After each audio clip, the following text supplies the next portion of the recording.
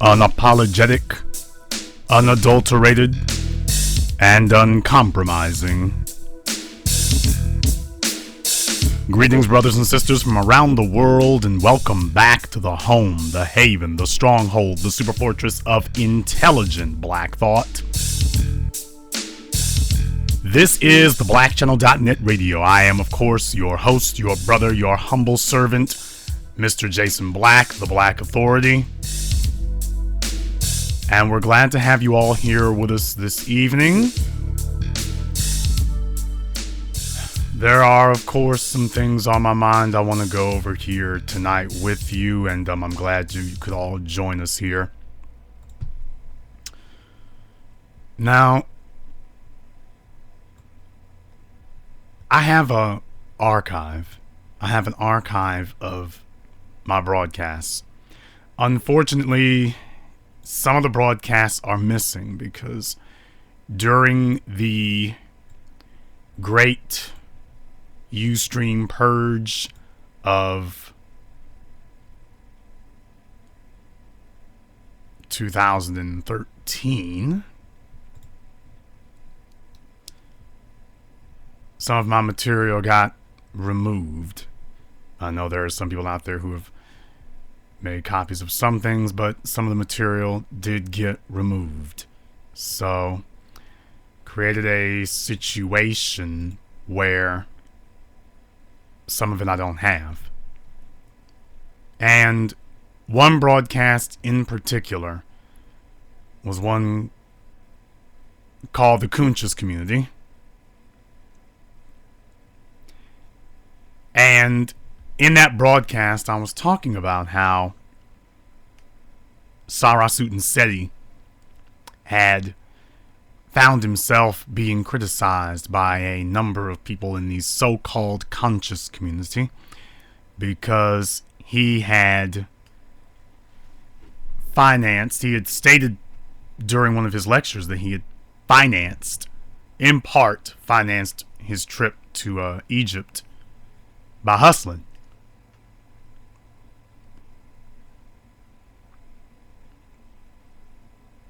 And there were some upstanding members of the community, of the conscious community, who took issue with this and seized upon this as their opportunity to pounce. And pounce they did. And I did a broadcast where I wanted to explain exactly what the problem was. Now, you have to understand that at 38 years of age, I was there when the terms conscious community, conscious rap were coined. And it comes from socially conscious, politically conscious. That it's not just, dead or asleep. It's conscious. It's aware. It's awake. And back then, back in the 90s, the late 80s, early 90s actually, it was early 90s, it meant something.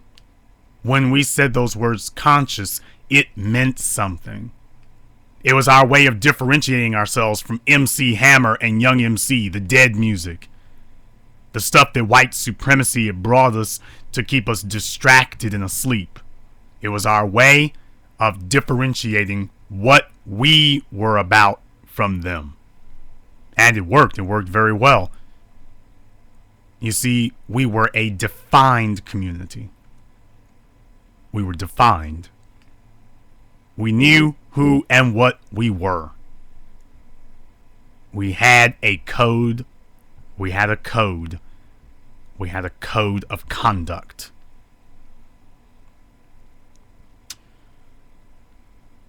And then rap became the preeminent force in American culture. And as George Will once said, it began suffering the evils of anything that becomes too big. It starts suffering heresy. Starts suffering individuals who are bringing themselves into it, or the terms that you used to use become bastardized because you've got so many people who seize upon it, and now they want to start changing and altering and expanding what once was tightly held, tightly defined and disciplined. They now want to start expanding it beyond its original parameters to mutate it into something vile and hideous and unrecognizable. They want to take this thing that has become so powerful and they want to now use it to rape it for their own benefit.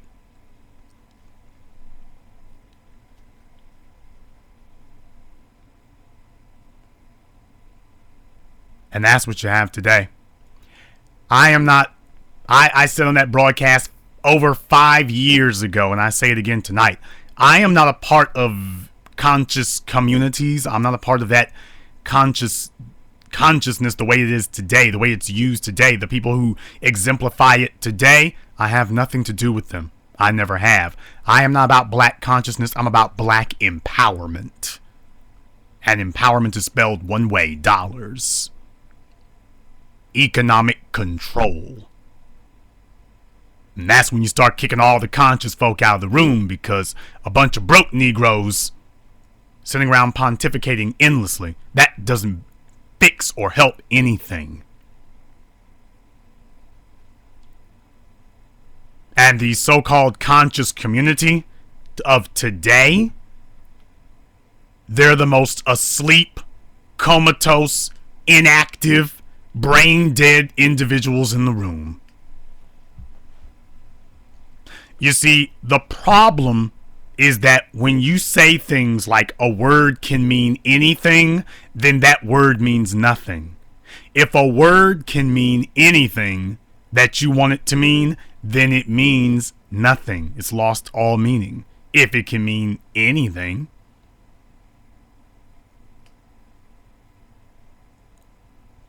Tightly defined, disciplined, controlled, a code. And that code's not going to move. When you got that, you got something built to last.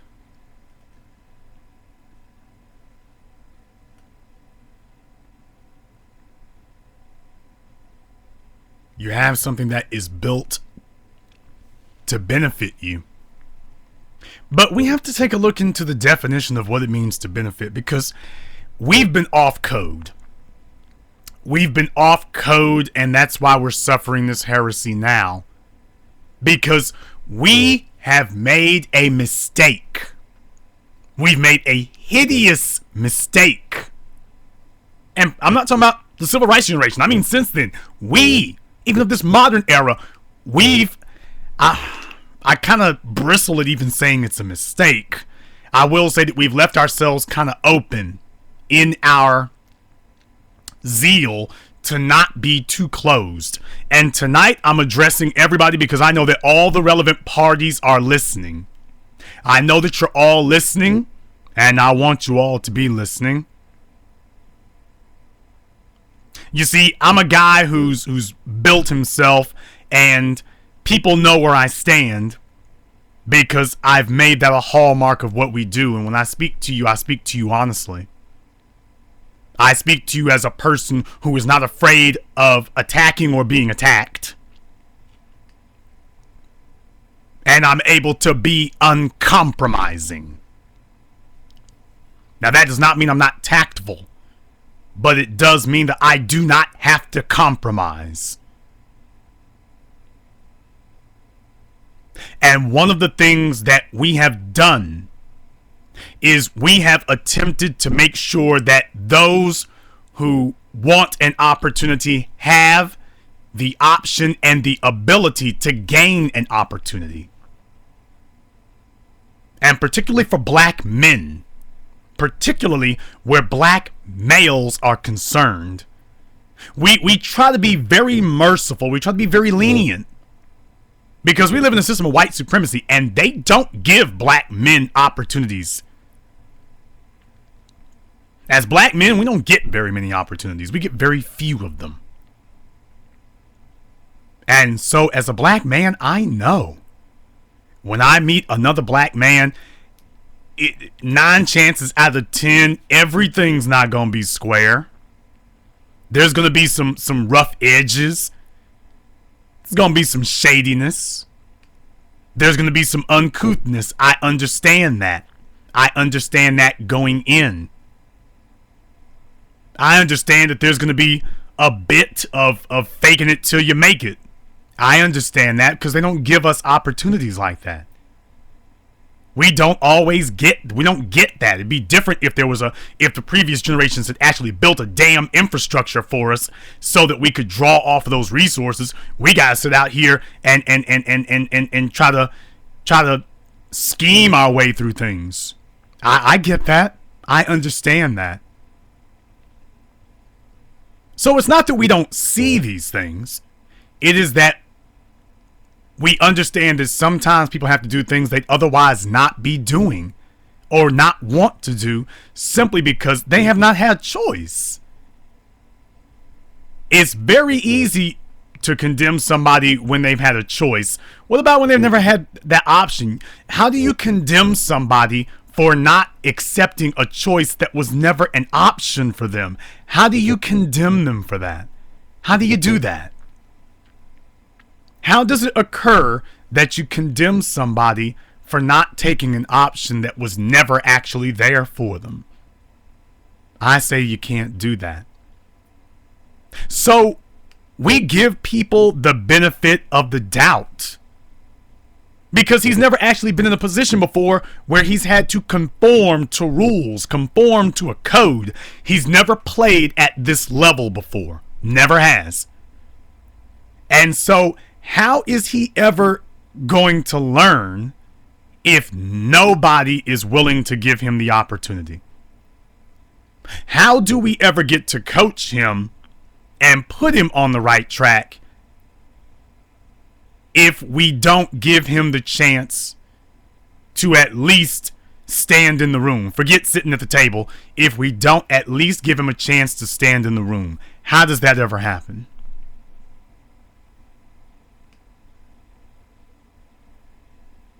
So we try to give people opportunities. We try to give them a chance to at least make the choice. That they at least have the opportunity to make the choice, that they're really ready to elevate and ready to be part of an organized, cohesive unit. We want to give them the opportunity to step up to the next level. But we've encountered a problem here. We've encountered a problem because, you see, in the internet age, the definition of progress in the internet age, the very definition of money in the internet age, the very definition of profit in the internet age has been corrupted and contaminated and bastardized. Today, attention is currency. Attention is money. Attention is the most valuable commodity.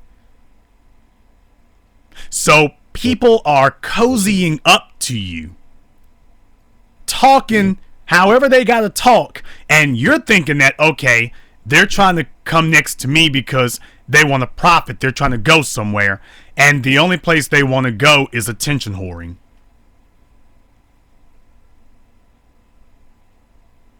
And in our zeal to give the benefit of the doubt and give leniency to so many other people, particularly black males, we have left the door wide open, unfortunately, in the 21st century, because there are a number of individuals, they're not actually trying to build anything, they're not actually trying to go anywhere. They just want an opportunity to attention whore. That's it. They're on a kamikaze mission.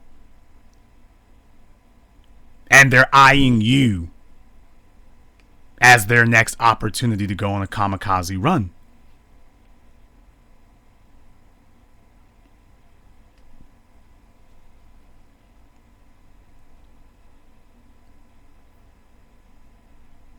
You see, I have a code of conduct that says that I don't go after people unless they're enemies of the state.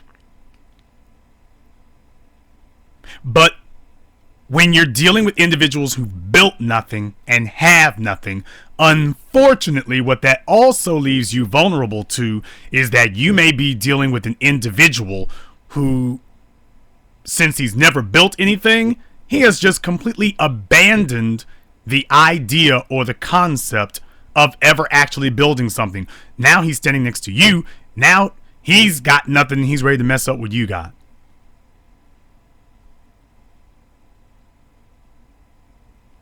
And we have an absolute armada of these individuals now. These are people who are out here scurrying around on the internet and everywhere else. They are trying to get acquainted and make connections to people who've actually built something for themselves, people who actually have a name for themselves. They're trying to latch on to them so that they can actually get noticed. And then they want to use that as their opportunity. After somebody has given you an opportunity, this is a new practice now, that you're going to cozy up to people who've given you an opportunity to be seen. And as someone who is giving you an opportunity, now we're going to start using them as a way to get attention for ourselves by spitting in their faces. Ooh, ooh, ooh, watch this, watch this. I'm going to go on this guy's show. Ooh, ooh, ooh, watch this. Okay, I'm on this show. Yeah, everything's great, everything's cool, everything's fine. And then after that, the new practice today is, after somebody has had you as a guest in their home, after they have had you as a guest at their table, you are now the thing to do is to attack them afterward. Welcome to Negro society.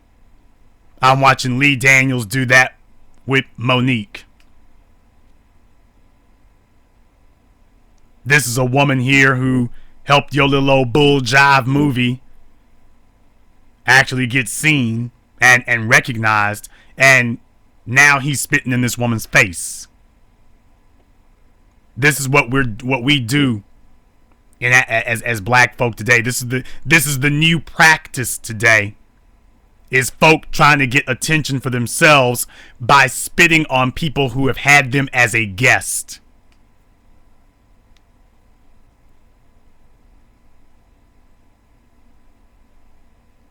This is how sick and degenerate it's gotten.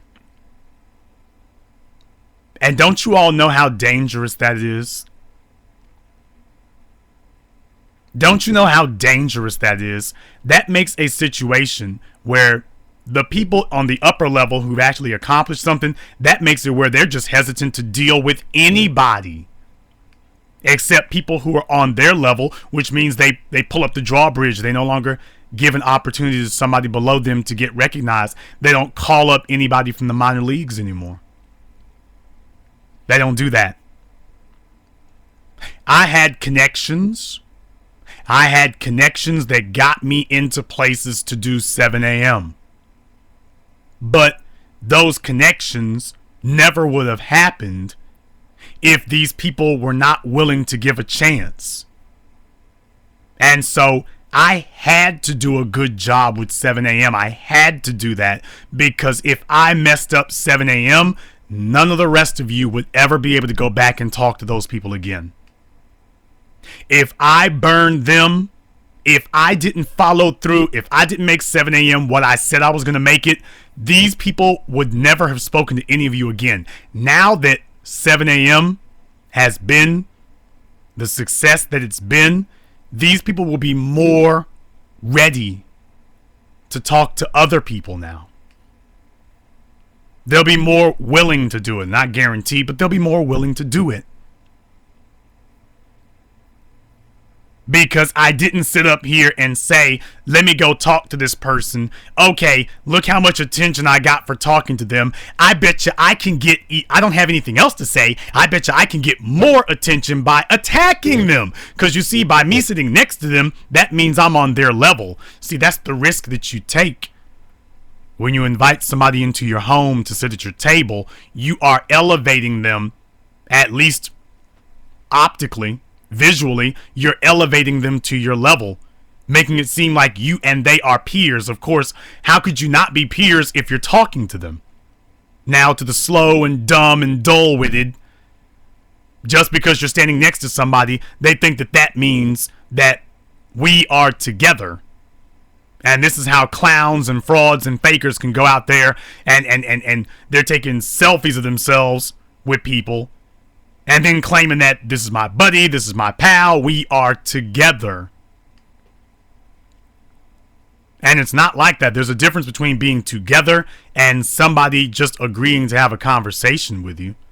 And we need that. We need that in black society. Because white supremacy is not giving any opportunities. We need black folk who are on a higher level to sit up here and be willing to deal with people from the minor leagues. We need that. And what all of these bridge burning niggas are doing is they are making it where the people on the higher level are not going to want to fool with none of us. They're not going to want to fool with any of us. When they see the chaos going on in the lower levels, they're not going to want to fool with anybody down there. Now, I'm at a mid-level now. You know, I've been in the mid-level for a little while. Okay, fine. But there's levels above this. And I want to make sure that I protect that for everybody else. And what that means is there's a code. There is a code. But you see, we got a bunch of trifling niggas out here who ain't living by no codes. They just want to get next to somebody who's achieved a level of notoriety so that they can hijack his popularity, hijack his notoriety, and then go rape it for their own benefit. So their claim to fame is no longer building anything. Their claim to fame is burning bridges, not building bridges, burning them.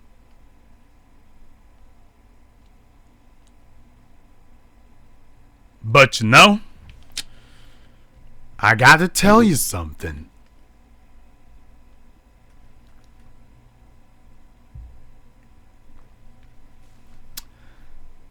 This week, we've witnessed as some people who I consider to be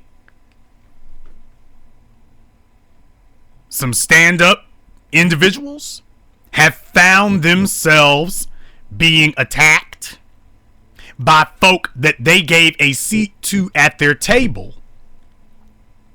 And these individuals, after being given a seat at their table, are spitting on the host. But you need to understand exactly why it is that happened. And I'm going to be completely candid tonight. I'm not going to softball nothing tonight. I'm going to be 10-ton, plain and simple. Tonight's 10-ton night. And it's probably going to offend some of you because this is a gut check. And you need this. You need this gut check. Because it's time for us to stop this nonsense. Where we're opening the door for individuals and allowing them the opportunity to spit in our faces. And so we need to understand why it's happening. First of all, in black society, we have a disturbing habit of sleeping with snakes. We will see somebody, and we will see him over there doing all kinds of unscrupulous dirt, but he's doing it to somebody else. And we know if he was doing it to us, we'd be like, that's totally wrong, but he's doing it to somebody else. And so we got this idea that, hey, that's between them. As if what he's doing to them has no bearing on his relationship with you whatsoever. Stop snitching. This Negro is shooting up the neighborhood and raping and killing, and you're talking about we're not supposed to do anything about it. See, that's where you've been led to, where you try to compartmentalize people's behavior. Let me tell you something. When I saw a fraud, and a con man, I did it the way you're supposed to do it. As black men, as black people, I did it the way you're supposed to do it. I didn't make any videos. I didn't come out talking about anybody. I didn't sit up here and go public with anything. I immediately distanced myself from that person, and I made sure that people understood where I stood. I was uncompromising. I stood for what I believe in and what I know to be right. And I stepped back as soon as I saw, buddy, you were given an opportunity. You were given a chance. You were given an opportunity to have my credentials. Because I've actually got credentials. You ain't got them. But you had an opportunity to stand in the room, not sit at the table, but to stand in the room with somebody who's got credentials. And this is your chance. This is your shot. This is the only one you're going to get your act together. And for a little while, they were acting as if, okay, we're going to do this. We're going to do this on the good foot. And then temptation got the better of them. Their true nature reared its head. And when that became apparent, I cut you off. Not going to be no public anything. I cut you off. The door is closed. Now, you looking for me and telling folk that, where's he gone? Where's Jason Black? I don't know. Jason Black's not talking about you, to you, won't answer the phone for you. Radio silence, you've been cut off. That's principle, people. That's how principles are supposed to work. No public anything. I just did what needed to be done, and I did it among myself, and people let my actions speak for me. I'm not going to publicize all this and put stuff out in the street. My actions speak for me.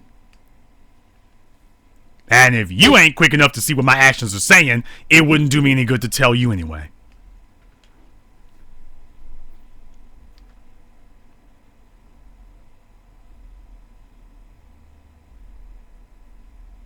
When we see snakes slithering around, we need to start treating them like snakes.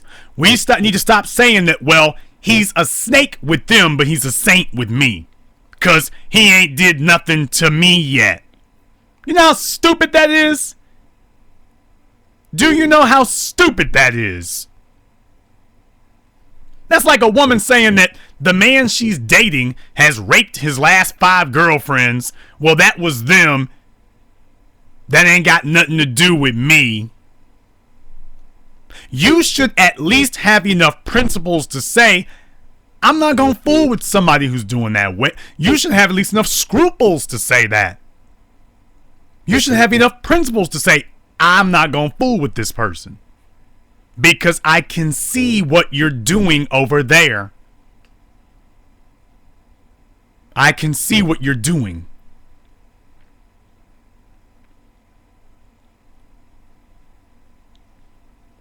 I'm all for giving people the benefit of the doubt. I'm all for that. But brothers and sisters, there comes a point where there is no longer any doubt. And as black folk, we're not giving people the benefit of the doubt. We're giving people a pass.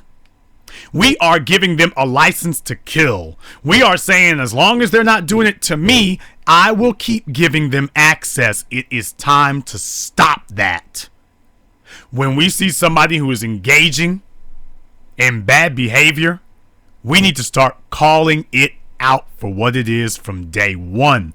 Don't have to put up any Facebook posts, but we need to make it clear that we don't fool with you. Because we can see what you are doing. And we keep giving people passes for bad stuff, and then we can't figure out why the problem agents don't go away. We keep pretending that problems are not as bad as they really are.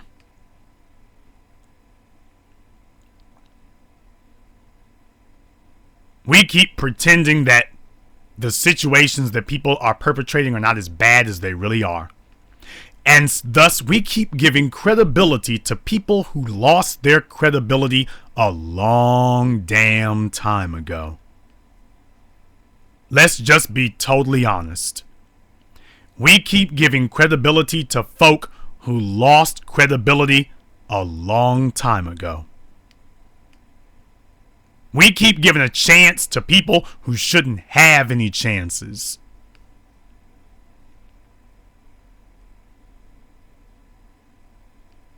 And we tell ourselves that we're doing it out of respect. We need to start checking our definition of respect. Because everybody ain't on the same page.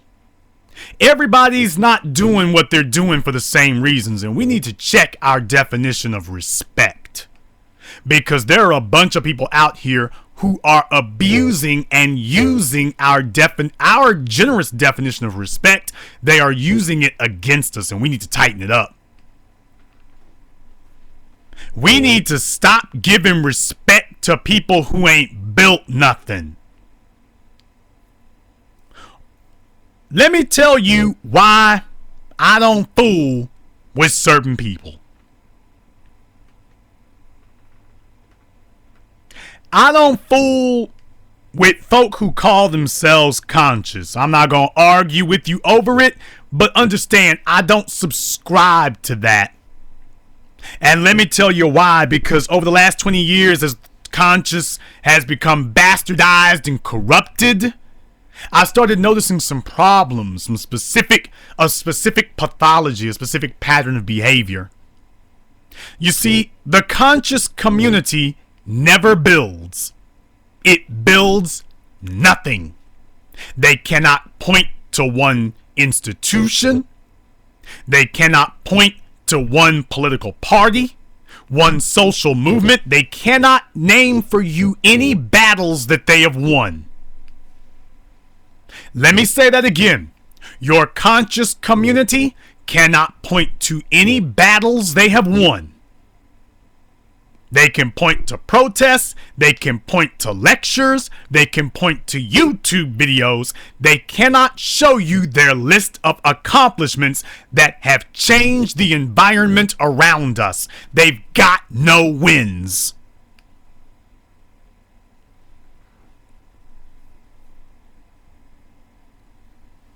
They're 0-50.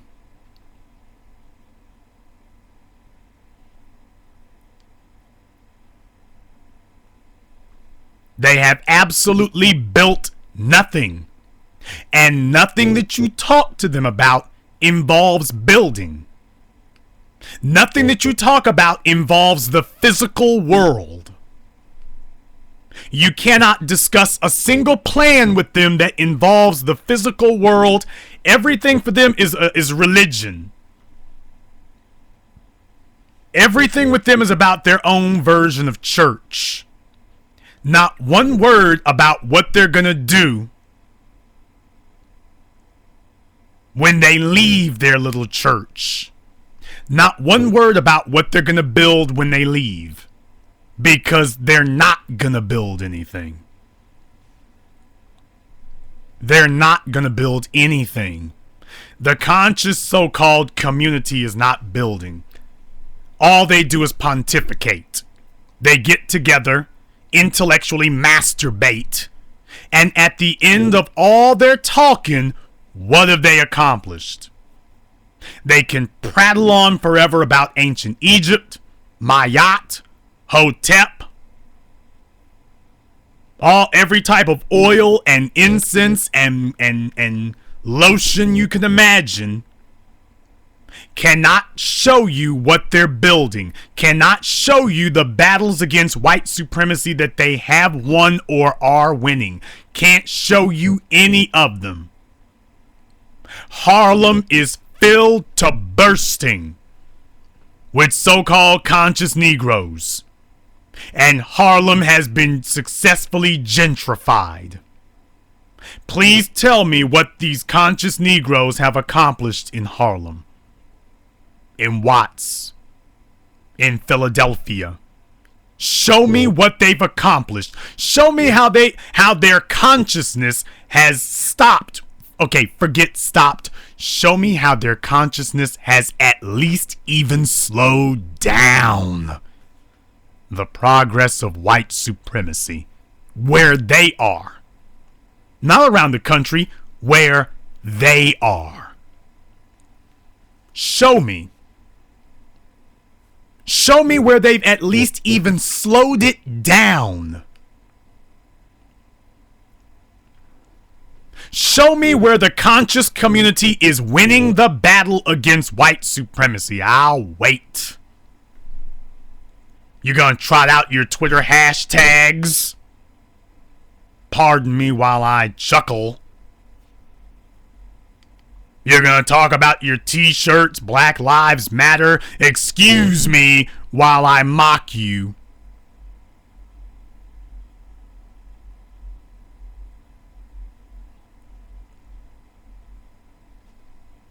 Oh no, I'm stepping all on your toes today because it's time to tell the truth about you.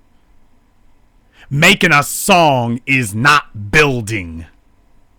And the songs that you made 10, 15, 20, 30 years ago, that ain't building either. And that brings me to my next point here. The conscious community does not talk about finance. The conscious community refuses to discuss finance with you. They don't want to talk about money. They don't ever want to talk about economics. The conversation will never stray from spiritualism, whatever in the hell that means. They do not want to discuss economics with you whatsoever. You know why? Because spirituality and religion cannot be measured, cannot be quantified, and you can't determine if that person is actually progressing or not, because religion is a matter of opinion. Money is a matter of math. Money is a matter of numbers. That's why when you get your paycheck, it's not measured in spirituality. It's measured in money, in numbers. And you can tell if a person knows what they're talking about when it comes to money. You know if they know what they're talking about because you can count it up. And you'll know. You'll know.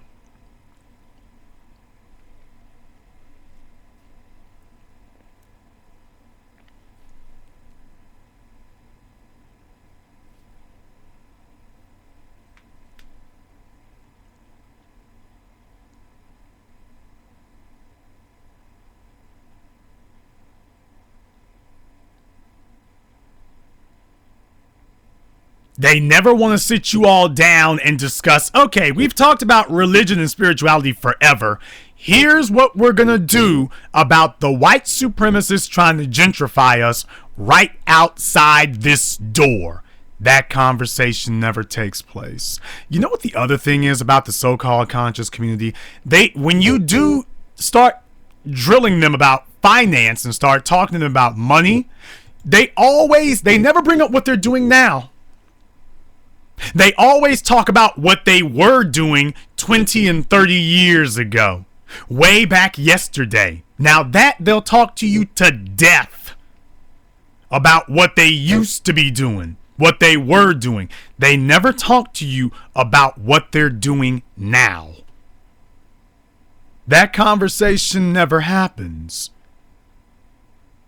They never discuss with you what their finance is like today, and they never discuss with you how to get your finance taken care of today. When you talk about finance, they only talk about some immeasurable fairy tale that they've created, some old wives' tale that they've created from a long time ago. They won't show you something you can see and measure and verify today. They won't even talk to you about it. They'll only talk about their supposed glorious exploits from decades before you ever met them.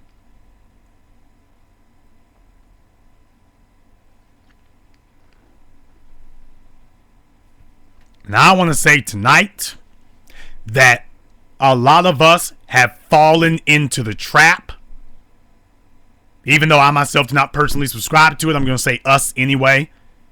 A lot of us have fallen into the trap of giving people credit simply because they're old. We're giving people credit for the person that they were 30 years ago, 20 years ago. And we are not assessing them for the person that they are right now standing in front of us. Negro sitting up here drooling over Pam Grier. She's a damn senior citizen. But they're taking a look at her naked body from 1973.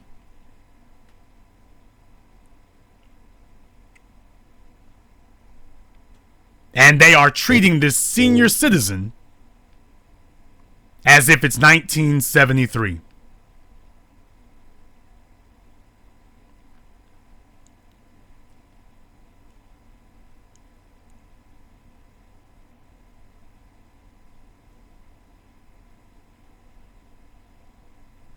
We're giving a senior citizen's body credit for what she was damn near 40 years ago. At what point do you stop looking at her old movies and take a look at the Social Security recipient standing in front of you? At what point do you do that? At what point do you stop giving her credit for being sweet Foxy Brown sugar, whatever it was? At what point do you stop doing that and say, you know, babe, I mean, you was cute, you know, but hey, you like 60. I'm not gonna sit here and give you credit for being a 20-year-old when you are not. Not anymore. I'm not gonna beat you up, kick your ass, but I'm not gonna give you the credit that I would give a 20-year-old because you are not. I will give you the credit respective of where you are in life. 60. But we don't do that. And we actually think that we actually think we're being respectful when we do this. And we're letting people off the hook who don't need to be let off the hook. In 7 a.m., Dean Brett Pulley, author of The $1 Billion Bet, Dean of the Scripps Howard School of Journalism at Hampton University, he said that as black people, we tend to be infinitely grateful. Somebody did something for us 30 years ago, and because we feel like we're black folk and we don't deserve anything anybody does for us, man, he stopped to help me and he didn't have to. I am now infinitely grateful. Black politicians and white politicians have been using that type of childish naivete against us now for centuries. That we are the only people who subscribe to a philosophy of being infinitely grateful. To the point that it does not make sense. So somebody can make a rap album or a movie or give a speech 20, 30 years ago, and they pop their head up every once in a while, and we're still giving them credit. Somebody was on my page posting about Angela damn Davis. Angela Davis is a traitor to black society. Angela Davis is a traitor. She is guilty of high treason. But because she took a few photos with the Black Panthers repudiate that heifer today. But black folk don't act like it today because we do not teach our children to actually validate whether someone is worthy of respect. We don't do that.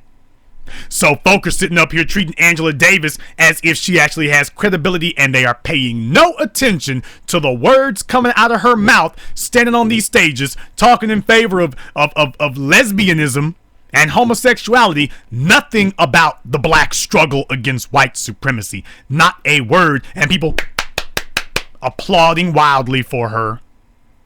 They've got a picture of a woman with the Black Panthers in the 70s in their mind, totally disregarding the fact that she is digging your grave standing right in front of you. Disregarding it because you are infinitely grateful to what she once could have been and totally disregarding the mutated, grotesque thing that is standing in front of you. Now, I'm calling tonight to say that no more of that. Respect is not given. Respect is earned. And as I've always said, respect is earned, and you must keep earning it every day. Tomorrow, you got my respect today, but when you come back tomorrow, you will have to re-earn it all over again. You're going to have to re-earn it. But don't come through that door thinking that respect is a given. It is not. The respect of an opportunity is a given. The respect of confirmation is not.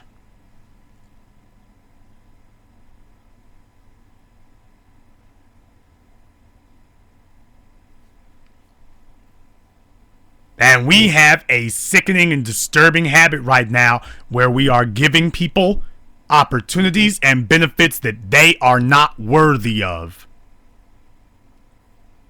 We are saying that people are providing us benefits that they are not. They are not doing it. But out of respect to what they used to be, out of respect for what they might have been, we are treating them as if they're still worthy, and they're totally not.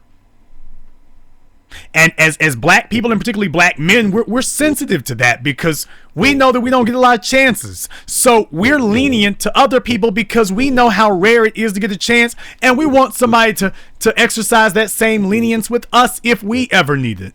And I get that. That's not lost on me. I've given it. I've received it. I understand. But brothers, we've taken it too far. We've taken it too far. We are allowing people to sit at the table who have no business being there. Not anymore, they don't. If they ever actually did.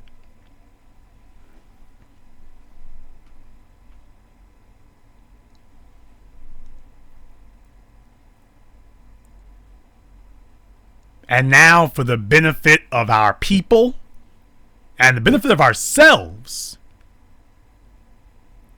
we need to start holding people to a standard now. We're going to have to start judging people by what they do. And we're going to have to actually start holding them to their track records.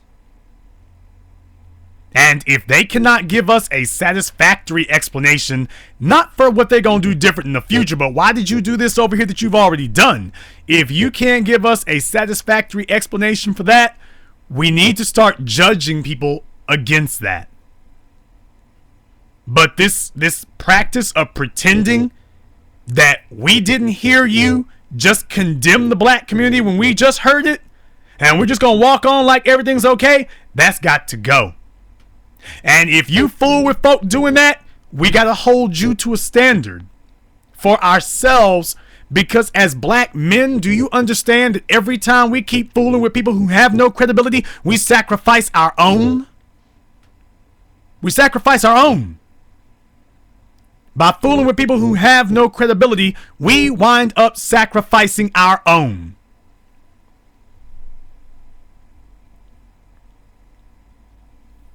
And so we've gained a reputation as being the males you just can't trust, because we don't have a problem accepting into our circles individuals who have no credibility.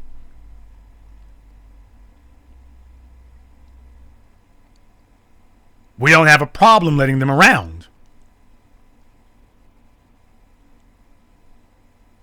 We don't have a problem giving them safe harbor.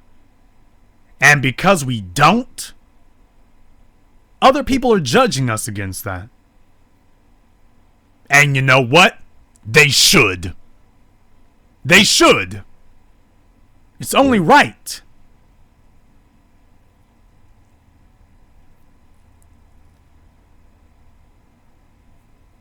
And maybe this is what we needed. Maybe this is what we needed. Maybe we needed to get burned enough times and burned by enough people that we gave leniency to when it was clear that they didn't have any proof, or the proof that they did have was outdated and expired, past its expiration date. Maybe this was the wake-up call that we needed. That we haven't held these individuals to enough of a standard, and we need to start doing that again. That we were lenient for a time, and maybe there was a time that was appropriate, but that time has ended. It is no longer appropriate to keep giving people the benefit of the doubt when there is none.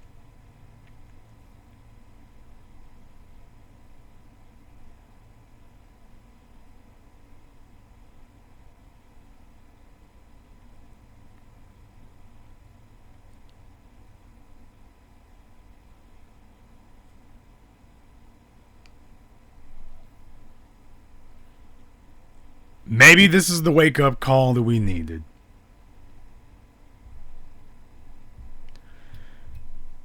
The telephone number is 646-787-1933. That's 646-787-1933.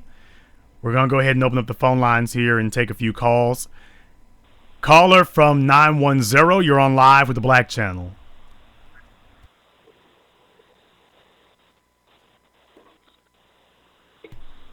Okay, caller from 910, last try, you're on live. Okay, caller from 910 has been abducted. Caller from 336, you're on live with the Black Channel.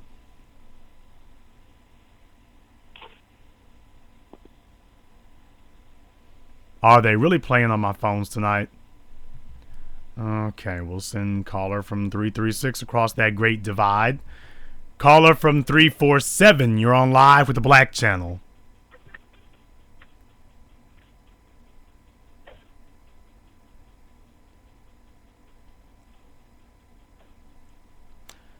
And this is the reason I don't like taking calls, because there are people who will be sitting around and I'm not really sure what they're doing over there, but there they are.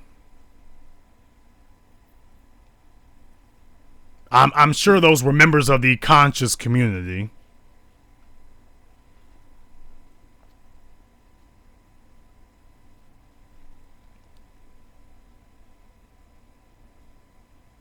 I'm sure those were. I came here tonight because I wanted us to understand that we need a new paradigm. It's time for us to switch things up. There's something else I want to discuss here, and I'm going to touch on it, and I'm going to keep it moving, but I don't want to leave without it being said.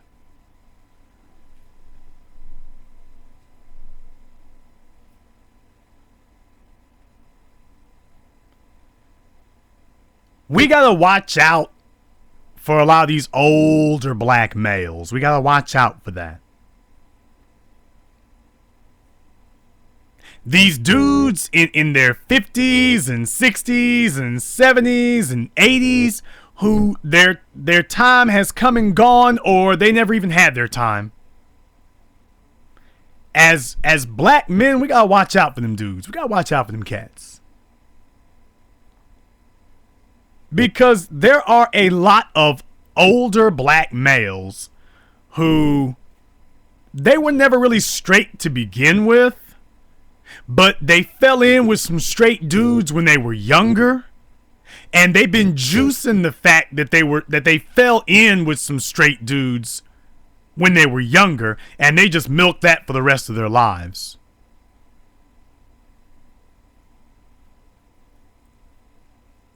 And we let them keep juicing the credibility that they got from other people.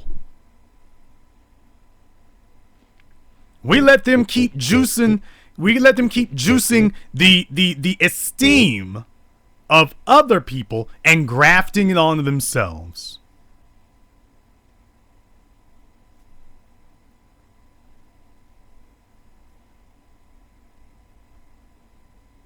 Without us actually holding them to a standard and saying, you know what? you need to actually validate why you should still be allowed to stand here. Well, don't you see what I did 20, 30, 40 years ago? That was what you did then. What are you doing now? I think I should get credit for that. And you did. Now, what are you doing now? Y'all don't respect your elders. Damn right. Because respect is not given. Respect is earned.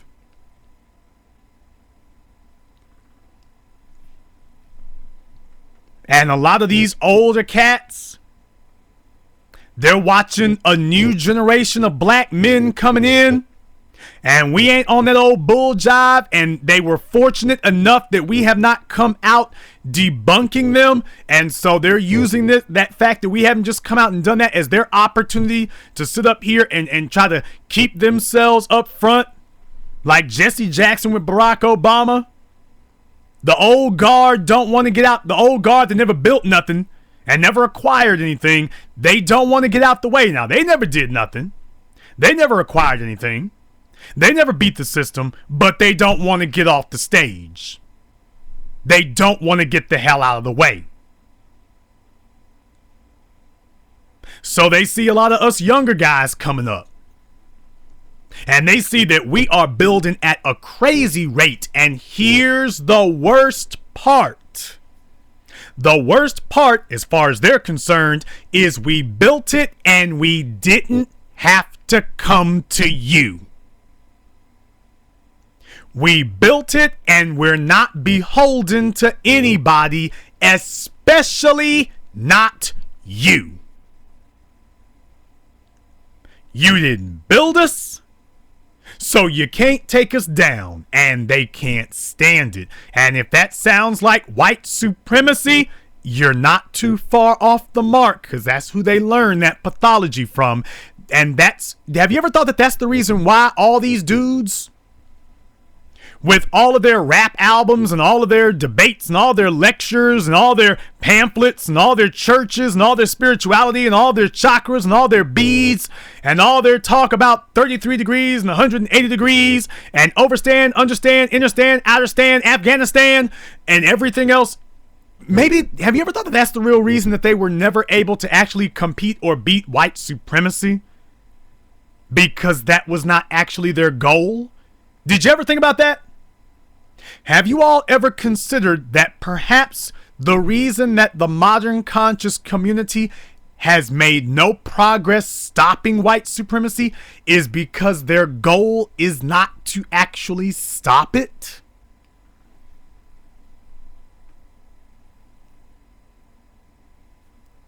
Have any of you ever considered that perhaps the reason that they have failed so miserably at relieving black people of our oppression is because their goal isn't to relieve us of our oppression. Their goal is to replace the white overseer with themselves. That they will take the place of the white overseer.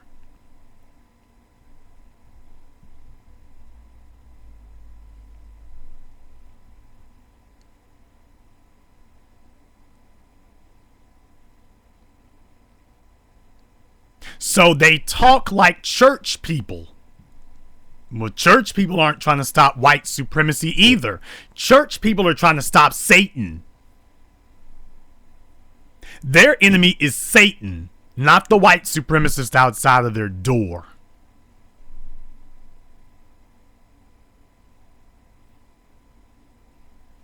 And a lot of these older black males who built nothing are mad as hell at the up-and-comers who are building something. And so they're going to exhaust their last little bit of credibility trying to tear down the new breeds. So these Negroes never took us to the promised land, and they're trying to throw stumbling blocks in front of the people who actually have a chance to get us there. So their goal was never to actually free us. Their goal was to use us as a profit center for themselves.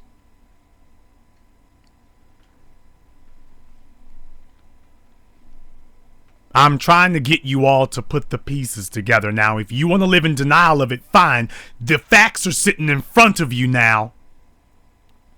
And you can keep rationalizing in the way to yourself if you want to. That's perfectly fine. Go ahead and do that. But the facts are in front of you now. Caller from 254, you're on live with the Black Channel. Just listening. Okay, you need to press the correct numbers then. We're going to give a basic course on which numbers to press, people. They're supposed to be doing it, and they're not.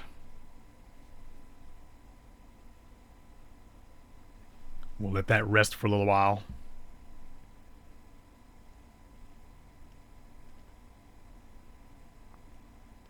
So, if you wondered why it is you can't get any support from the older generation, you need to start accepting that reality. That these dudes ain't really about helping us. They're not really about doing anything for us.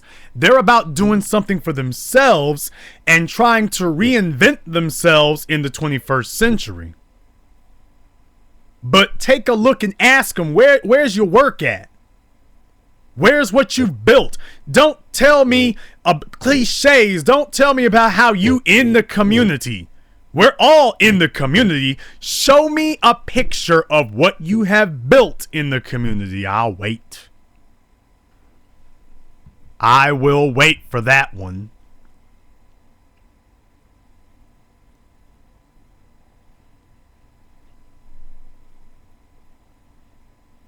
Because I want you all to understand that we got Negroes in their late 40s and late 50s and late 60s and late 70s and older.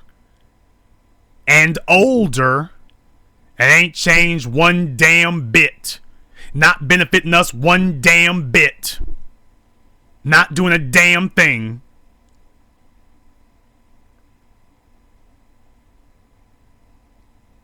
They do absolutely nothing to help us. Nothing to benefit us. Trying to trade off of a name that they had decades ago. And by the way, it wasn't like the work they did way back then was all that great anyway, but we give them the benefit of the doubt and say, well, you know what? White supremacy is in full effect. You know, opportunities just ain't there like that. We'll give them the benefit of the doubt. Okay? We will give them the benefit of the doubt. We'll give them the benefit of the doubt that they just couldn't get very much done, but man, they wanted to. So we'll grade them on a curve. We're not going to just grade them straight. We're going to grade them on a curve. And we're going to give them credit for showing up, because so many others didn't even try.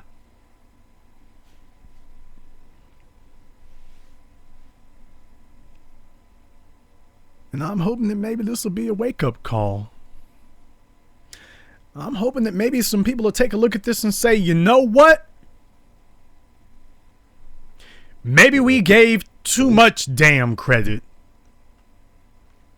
Maybe we gave too many opportunities. Maybe we gave too much leeway.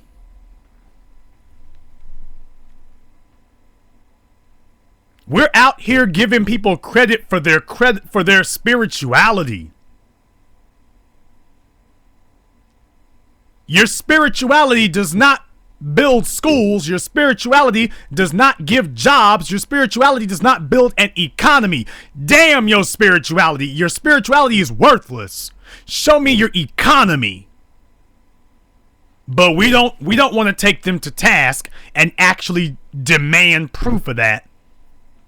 Because we don't want anybody looking at us and asking us, well, what have you built?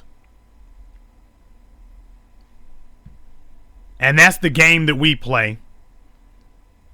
So everybody gets let in, and then now you see a lot of these folk we're letting in, a lot of these people that we let in, they're burning you. They're burning you.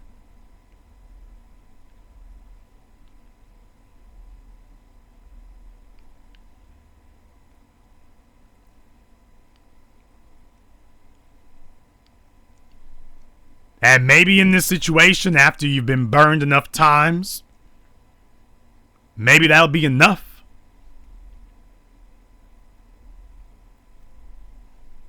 Maybe that'll be enough. And I am hoping that after the shameful display that we've witnessed, that hopefully that we will all take a look at these things with new eyes.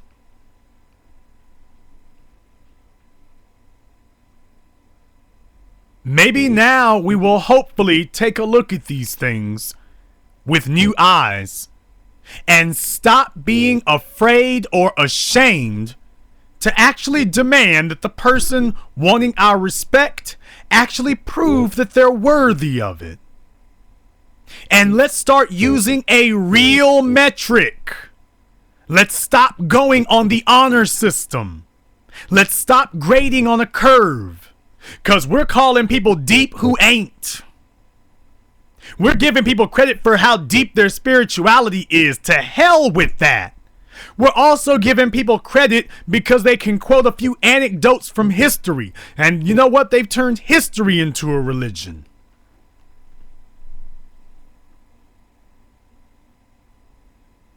That's right. They've turned history itself into a religion. That just another artifact that they can sit around and masturbate over. But they're not making any new history. They're not showing you where they've learned from history. They're not making anything new. They just want to talk to you about where we've been. Okay, the point of history is to show you where you've been so that where you've been serves as a guiding light for where you are going.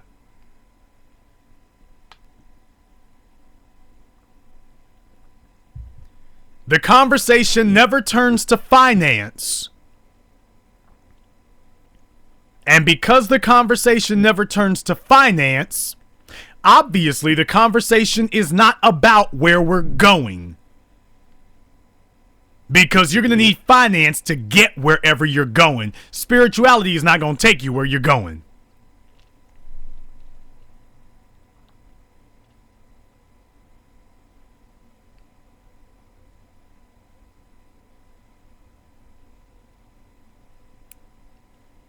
Spirituality is not going to get you where you're going.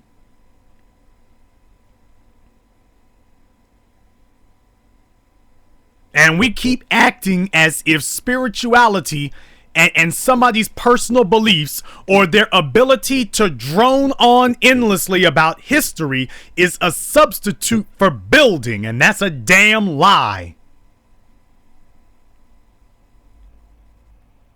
And that's how you end up with people sitting up here and they can mouth the words like a parrot. They can say white supremacy, but they give you no steps on how you're going to stop it. Because what you're going to do to stop white supremacy is everything you do on the other side of your front door, not this side. What you doing in your house ain't going to matter a damn thing. What you do in that street is where you fight white supremacy, not in your home. In your home is where you prepare. In the street is where the battle is.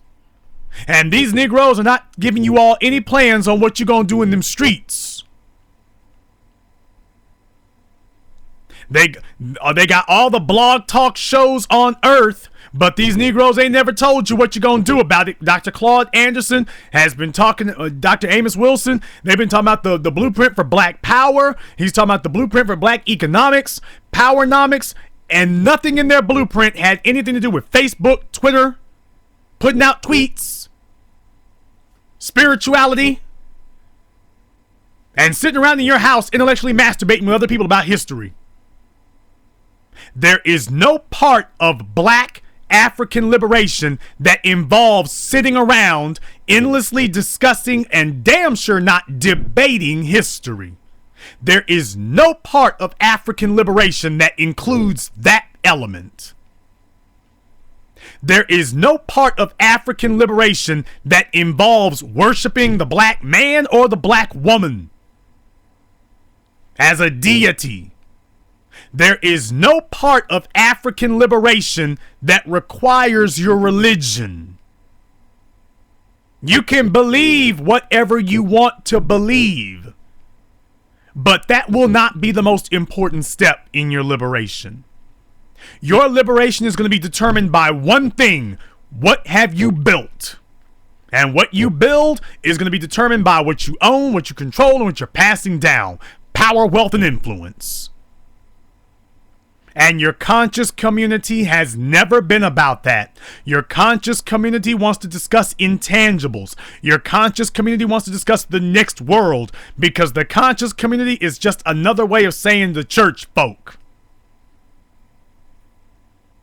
And black people are very good for creating inconsequentials that we never intend on enforcing, invoking, or acting on. We're very good for doing that. We're not so good for actually building something physical you can lay your hands on.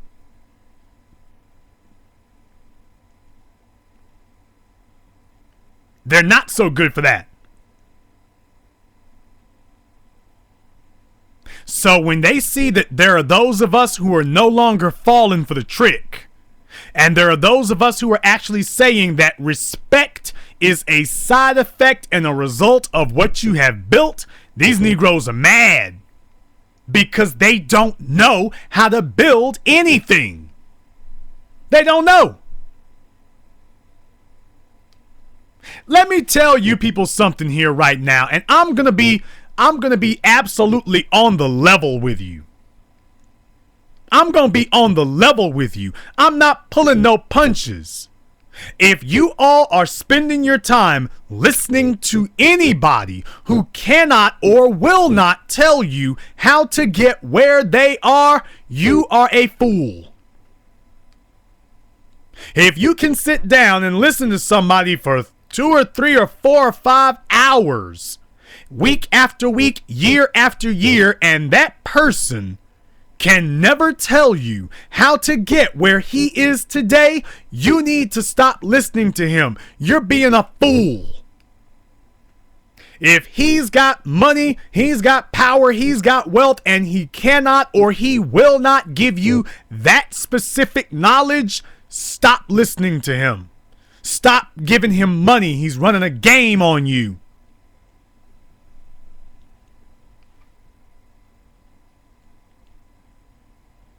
He's running a game on you. Stop falling for it.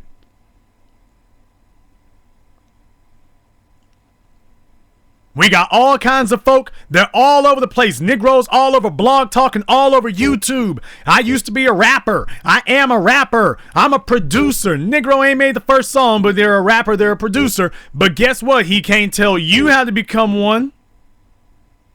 He's not giving you any information. He's not sitting down and tutoring you. He's not sitting up here and saying, you know what? Today's video is going to be about how you use Pro Tools. Today's video is going to be about how you make your own drum beats. Today's video is going to be about how you get studio time, who are the best engineers to use, how you can tricks of the trade for self-distributing your own music. You notice they don't have that conversation with you, and we have given these people a pass. Year after year, and in some cases decade after decade. Enough is enough. If we're not going to hold them to that standard, then there's no use in us talking about a standard. On the Black channel, I got videos that take you step-by-step tutorials to do what I do. From my radio broadcast to making 7 a.m., tutorials that show you how to do what I do. I give you a phone number where you can call up and you can talk to me about how to do what I do, and I will give you details. These other folk ain't giving you no details except about their perspective on history. Please tell me how their perspective on history is going to feed you and your family.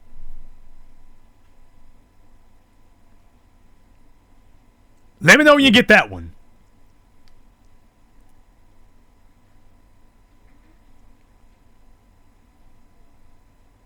Let me know when that one comes on down the pike.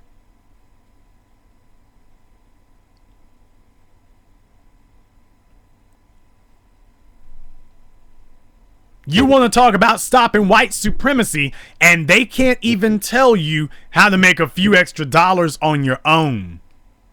But you're still listening to them? At that point, I got to look at you sideways. What are you really trying to do? Are you actually trying to stop anything? Are you actually qualified? What's your credentials? Because, brothers and sisters, you've seen my credentials. They're out there. You've seen my credentials. I take more risks than anybody else on the internet and really anybody else in American society, because I'm the only person who opens up my microphone and my telephone lines and says, call me and I will discuss whatever you want to discuss with me. And if I know about it, I'll give it to you in detail. I'm the only person who opens up like that. I have done several broadcasts specifically for the purposes of discussing with people how they want to start their own business, and I will give you the necessary details. Just tell me what you want to do. And I'll tell you how I would go about it.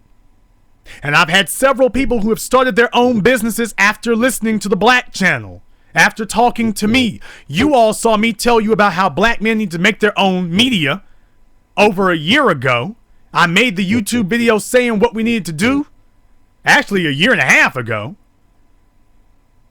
Over a year and a half ago. Pretty much 2 years ago, actually. Yeah, 2 years ago. Not a year ago, 2 years ago.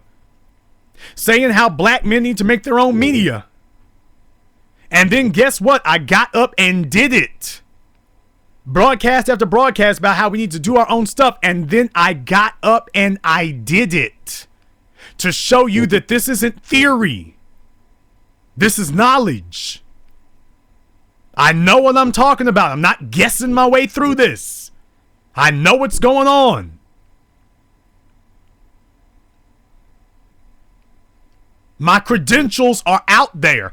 And by the way, I took a bigger risk than anybody else you've ever met or ever known, because I said that this is the methodology through which Tariq Nasheed and other successful crowdfundings have been able to raise for crowdfunding. I put that video out months before I even, almost a year, I think, before I even did my own. Almost a year before I did my own. So if I didn't know how it was done, how in the hell did I put out a video explaining how to do it and surpassing other people? How did I do that? If I was guessing my way through it, I put my knowledge out there for you to see for yourself in detail.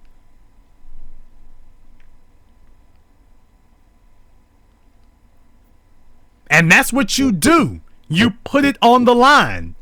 And that's how you can tell if somebody is for real or not. That's how you can tell if they're genuine. Ask him how to do it and then look for his proof that he's done it. Now you know you got a winner. Now you know you have an authority on the subject. Now you know you can actually listen to him.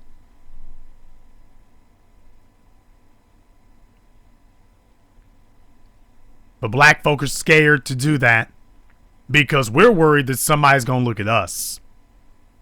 That's what we're really worried about. We're worried that somebody is going to look at us.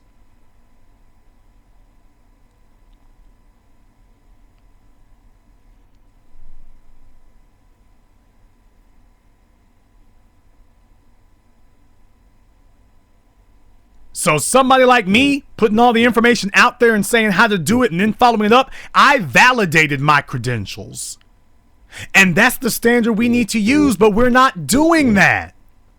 We got dudes trouncing in here talking about crap they did a long time ago, or even worse, stuff they never did.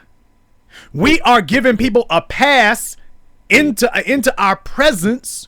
We're letting them into the chamber, and they didn't bring any accomplishments. We got to stop that.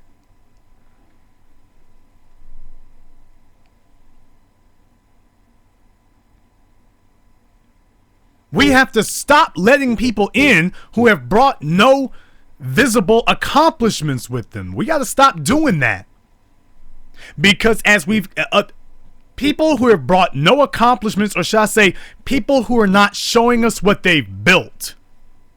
Getting YouTube videos does not qualify as building. YouTube views do not qualify as building. Okay? That's not building. Being able to get 10,000 or 50,000 or 100,000 views, and I've done it all, that doesn't qualify as building. Show me what you've done that I can put my hands on.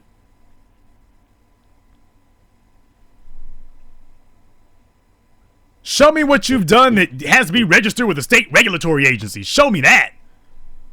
Show me who at the IRS gives you special thumbs up. Show me that.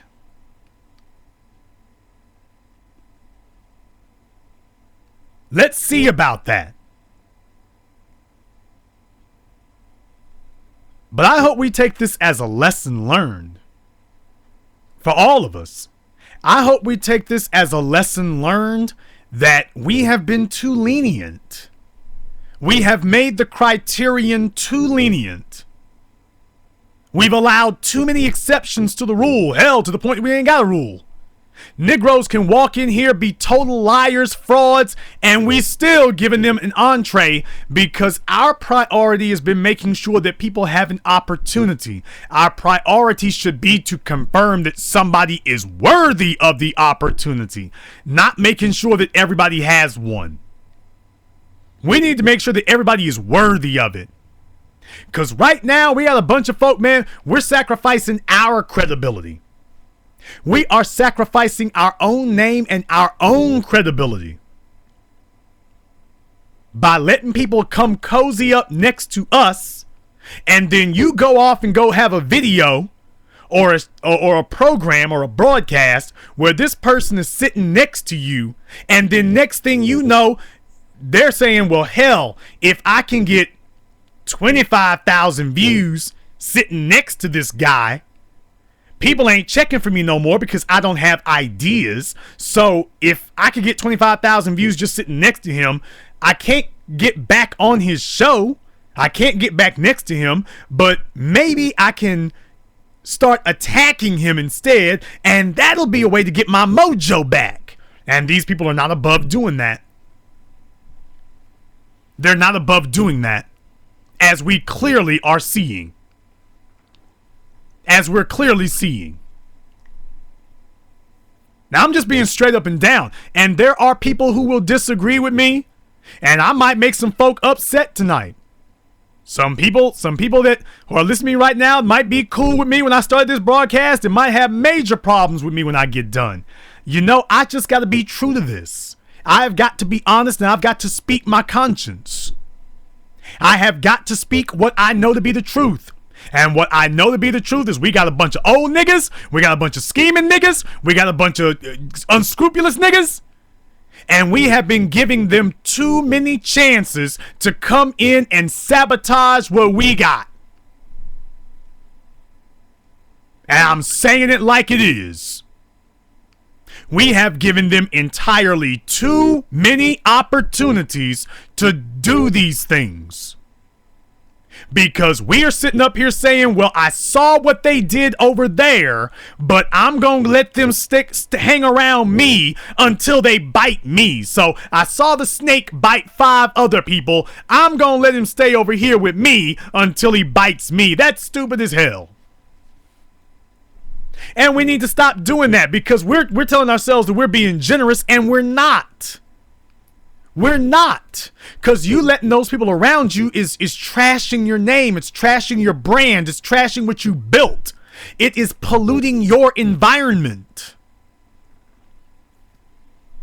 Because they get attention and get views from it. You ain't getting nothing from it.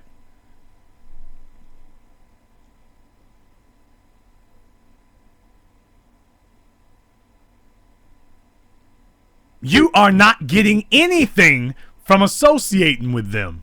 Nothing. And you're leaving yourself vulnerable. You're leaving yourself vulnerable.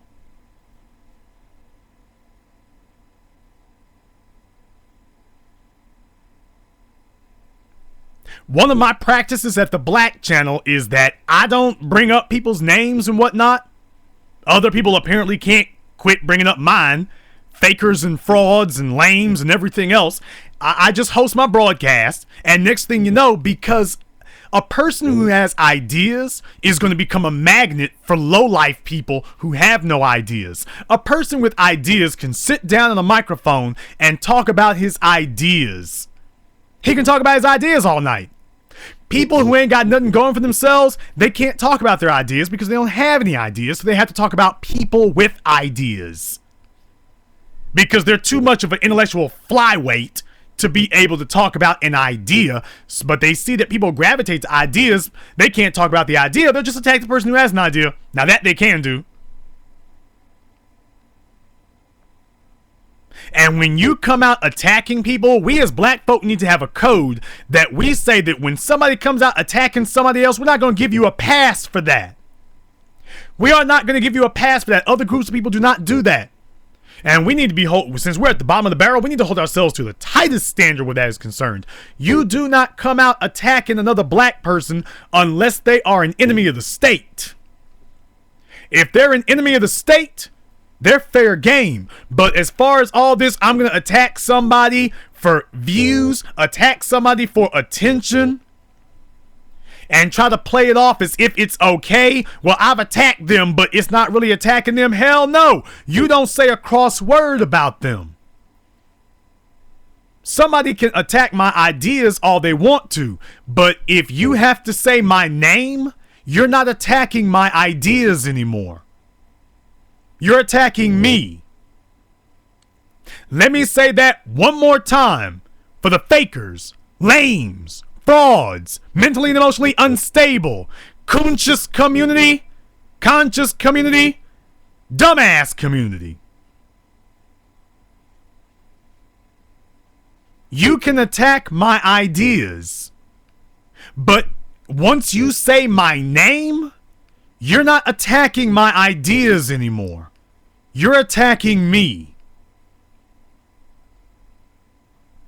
Because if the issue is a subject I talked about, you can talk about that subject and never mention my name. You know how I know? Because tonight I have talked about an idea now for an hour and a half, and I never mentioned anybody's name.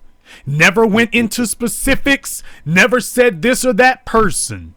You can infer what you will, you can assume what you will, but you cannot say that I said I'm talking about this person or that person. You cannot say that. I talked about ideas.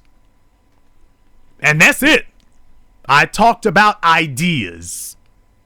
Once you say somebody's name, you're not attacking ideas anymore. You're attacking that person. And that's why people who want to attack other people, they start throwing your name around because they want what they're doing. Let me explain to you all. When some clown, some internet coon, some moron sits up here and says your name and starts throwing it around like that, you said nothing about them, but they're invoking your name. That is because they are acknowledging that you are the trendsetter. And what they are hoping is that the trendsetter will stop or slow down long enough to give them attention so that they can become trendsetters themselves. And you had some people who used to be trendsetters and they lost their juice, they lost their mojo, and now they're desperate to try to get it back. And they will do or say anything to get it back.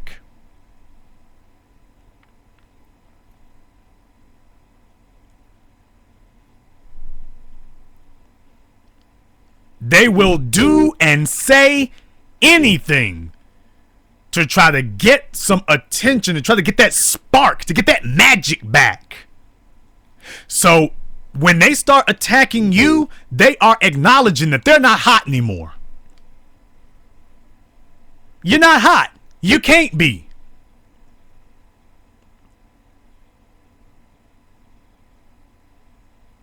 You can't be. You can't be hot if you are making a daily practice of invoking somebody else, when you're on your Facebook posts and you're sitting up here constantly bringing up somebody else, not talking about ideas, but talking about them. Now you're just trying to sit up here and try to gain attention for yourself, because that's currency for us. And we have to watch out for that.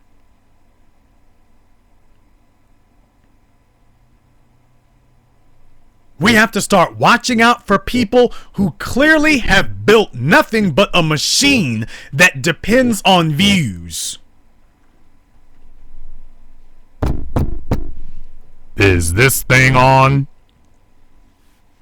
We have to start filtering out people who have built nothing except these little gossip machines that serve no purpose other than to get views. We gotta start filtering those people out, because you got them in the so-called conscious community, you got them in the conscious community, you got them in the coon community. A bunch of folk who ain't building nothing, and what they do is they come around builders.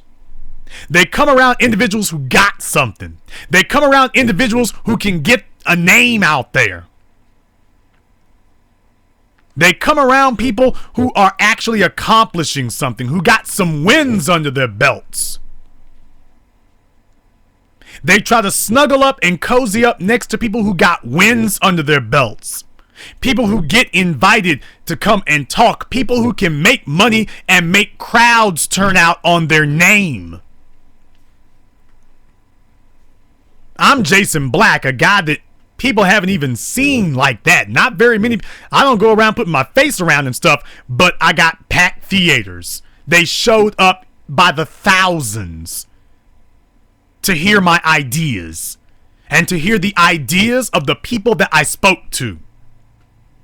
And I didn't have to put my name out there. I didn't have to put my face out there.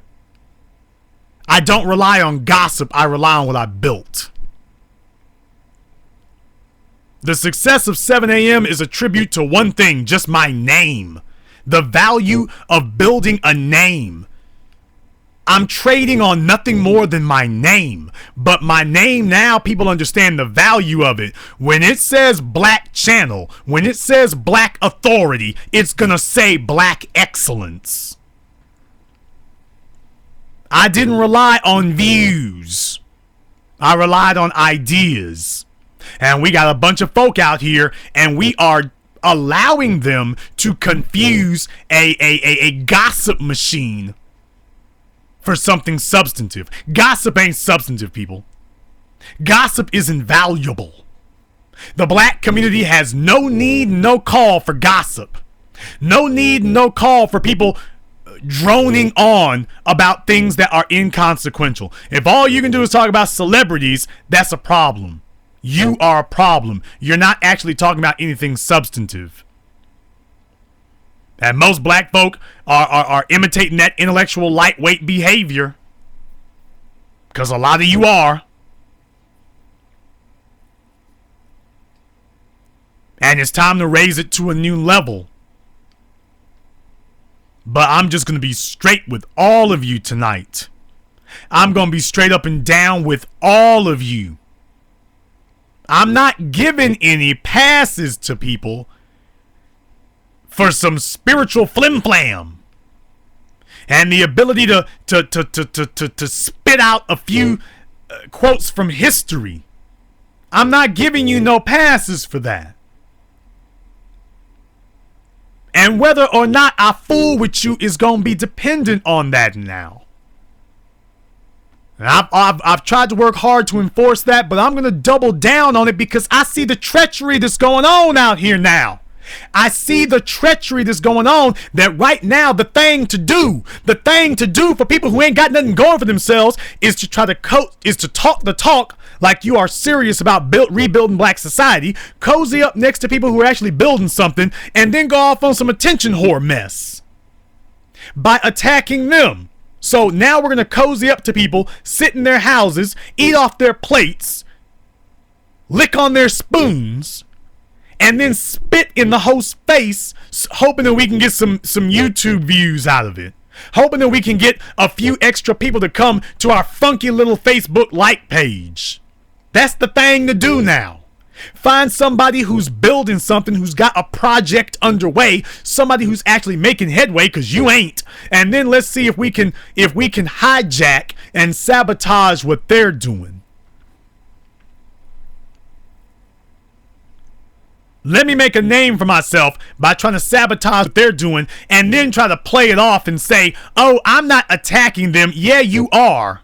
You just sat here and attacked them.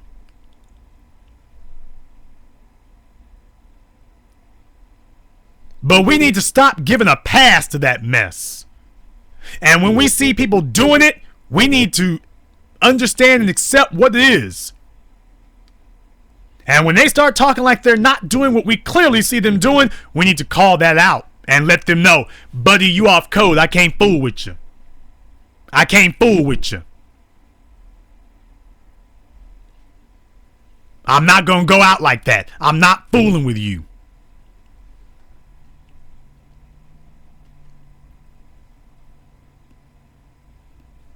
Because I see what's happening right now. I see that some people who are actually trying to do something. And do I agree with everything I've seen? No. But the stuff that I don't agree with, I either don't say anything, or if I have, I'm not going to sit up here and tell all of you. Let me tell you something. If I disagree with somebody on something, if there's an issue, especially with somebody who's building, I'm not going to sit up here and try to turn this into no damn C-SPAN meet the press debate. This isn't the damn presidential electoral debates. Mitt Romney and Barack Obama slinging mud at each other. That's for the damn presidency. For those of us out here in real life, we're not supposed to be talking stupid like that. We're not supposed to be sitting up here doing ridiculous things like that. Politicians do that because they have to get views. They have to get votes. The rest of us aren't supposed to be falling for that mess.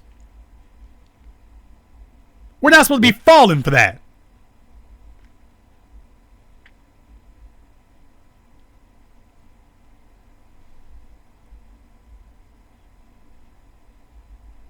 And now that it's been confirmed that this is what people are doing, it's time for us to shut that down. It is time for us to shut it down and shut it off. So I'm going to do my little part. I'm just one guy in one little corner of the world. I'm going to do my part. But I'm going to put out a call right now to everybody. To everybody who is out there, who's on the come up, who's got something going for you. You need to start accepting the value of what you got. Because a lot of you fellas, y'all are on the verge of doing major big things, and y'all are letting niggas who ain't left the damn ghetto and ain't gonna leave it because of their mental and emotional problems, you all are letting them folk drag you down. And you're giving them a pass out of charity, and I understand why you're doing it, and I'm saying you need to stop.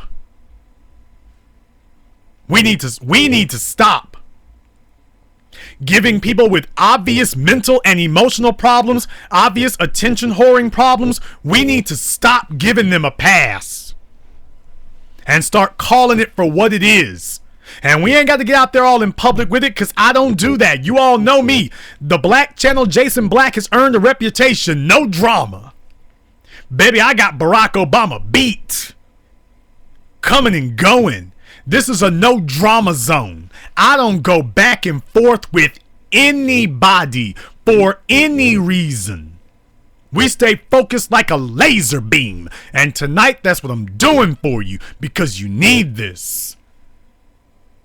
And I'm saying that what we are going to have to do, stop diluting the value of what you've built. Stop diluting the value of your brand by allowing obviously specious individuals into your arenas.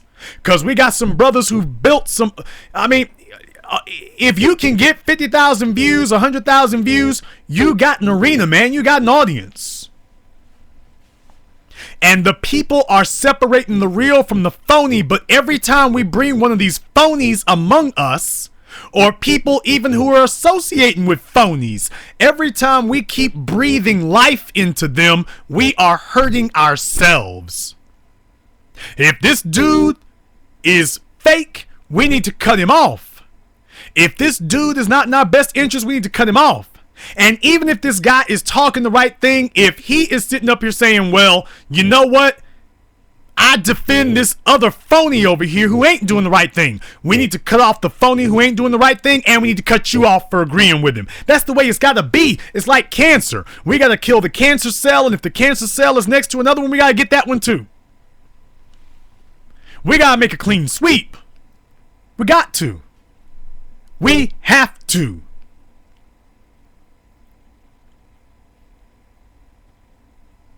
Because otherwise you're leaving yourself vulnerable. And there may have been a time when this was valid and charitable. There might have been a time that it was okay for us to do that. I am telling you that that time has passed. That time is over. So for you brothers who have built some things, and I've for these fellas up here, it bothers me and it irks me because I understand what I'm seeing. And I understand that you meant well. And I'm not faulting you for it. You meant well. You mean well and you meant well. And I got the utmost respect for those of you who deserve it. And you know who you are. You already know who you are. But I'm telling you right now that it's time for us to make that shift. We got to do it now. It's out of control. It's out of control. It's out of hand. We got a bunch of people who ain't trying to build nothing. All they want is attention, and their lives have already gone down in flames. Can we just be honest about that? Brothers and sisters, I just got to lay it on the line for you. They have already gone down in flames.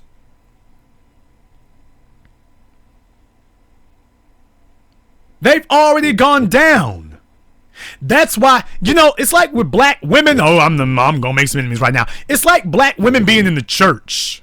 When they're young and can get a man and can get attention like that, they don't go to church. When the phone stops ringing and the men stop calling and she's stuck with 5 bastard babies, TD Jakes, here she comes. With the county check flinging at the door. Why? Because that broad's on her last leg. She's already done, she's already finished, and she knows it.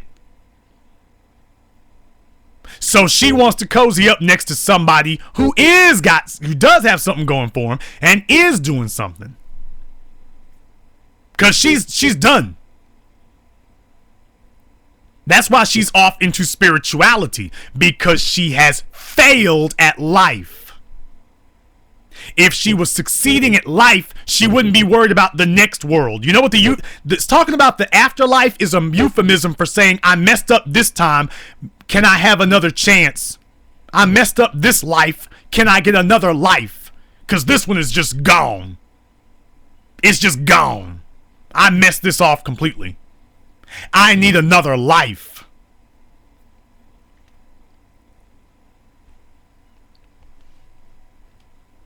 And some of you were raised by people like that, so you identify with them. You got to shake that off. You got to shake it off, people. Stop identifying with people who are not really on your level. That doesn't mean you have to be egotistical to them. That doesn't mean you have to be disrespectful to them. But you do not put a seat at the kitchen table for your dog. You can pet your dog.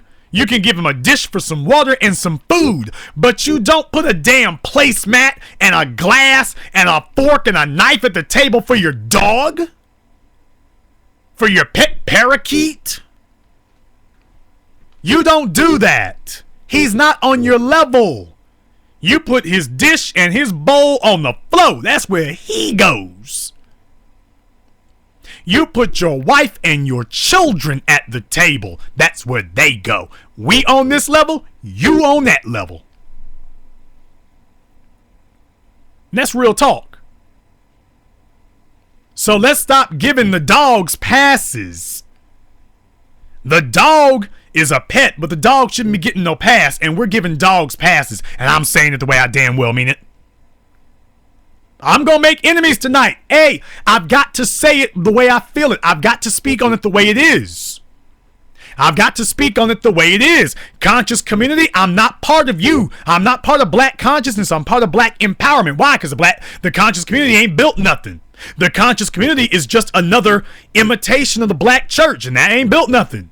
And guess what? The conscious community ain't building nothing. They have their little debates, they have their little spiritual lectures, and when they leave, they are all as broke and powerless as they were when they walked in. And 5 years later, they are all still as broke and powerless as they were when they walked in. Louis Farrakhan's been peddling the Nation of Islam now for 40 damn years. Show me how much power, wealth, and influence the Nation of Islam has. I'll wait. Show me where the Nation of Islam is calling shots in Chicago. Oh, that's going to insult and offend a lot of people. Damn you. Because the truth needs to be the truth. Show me where the Nation of Islam is calling shots to white supremacy. Show me where the Nation of Islam is calling shots to Rahm Emanuel. They don't like Jews so much. Fine. You ain't got to like Jews. You got a black city and a Jew is your mayor. How many shots you calling to him? How much pull you got over him? What does he have? What does your Jewish mayor of Chicago have to come to you for? What is he dependent on you for? What can you stop him from doing? After 40 years, what do you have to show for your 40 years of intense, passionate, steadfast spirituality? What you got to show for it? Now you should be able to show me something after 40 years where you are calling shots.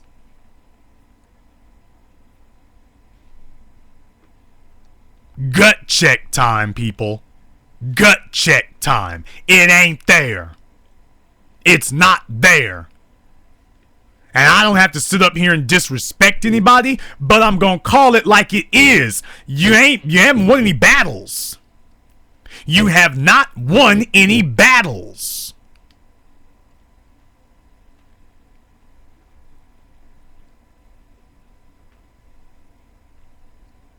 You have won none. And that is why the conscious community is pointless and worthless. Dr. Claude Anderson has got a fishery. Don Peebles has got mega real estate. The Black Channel's got films. Tariq's got films. Books. And when I get together with people, it's about building. It is about getting your economic house in order so that when you walk out from seeing my film, you are prepared to go start the process of building a black society, starting with the economy. Some things you can touch and feel.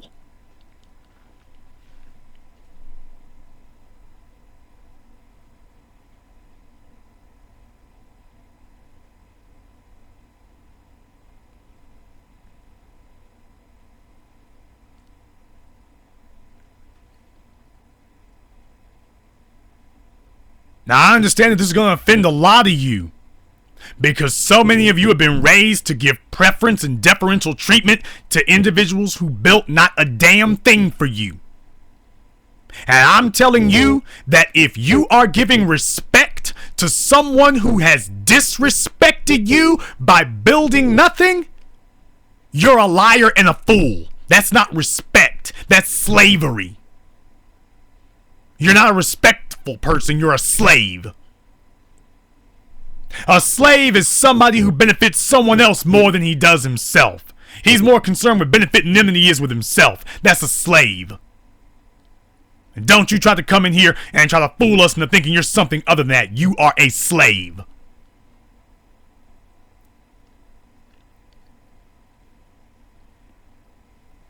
And when we're heaping accolades and heaping respect on people who clearly have not benefited or built nothing, we're out of line. We got to stop that. Because look what happens when you do. Even if you're getting pinpricked right now and you're a little pinpricked by me saying that, even if you don't like it, take a look at what just happened. If you want to doubt what I'm saying, take a look at what just occurred when you did give leeway and respect to people who did not adhere to all the principles that I've laid out tonight. Look what happened when you did do it. You're gonna just keep doing it? Let's give another 5 non-building frauds a chance. Let's do that. Let's just go ahead and be totally like the civil rights generation. Let's just turn ourselves and trash ourselves to death and lie to ourselves. They lied, believe in integration. We can sit up here and lie, believe in, quote, spirituality and history, religion. We can go ahead and do that. How about that? If you're upset by anything I've said tonight and you want to doubt it, all I can say is, well, why did this happen then if I'm wrong? You better start enforcing it the way I'm saying it, because look what happened when you didn't do it. Look what happened when we held on to the way we've been doing it. It's not working. Hell, it never did. It never did. Supporting all these super spiritually groovy people, show me what do we have to show for supporting all of them. What do we have to show for supporting all these damn debates and all these lectures? What do we have to support for showing all these people who can tell us how pyramids were built upside down? Show me what do we got to show for that. Everybody in the world knows the term Hotep now. Tell me what we got to show for Hotep. What do we got to show for it? Tell me one black male who's going to be prevented from being shot. Show me how that's stopping white supremacy. Oh, wait a minute, you can't. We just go through the motions because we've been taught to be a people who accept tokens. So we're just going through the motions and going through the gestures.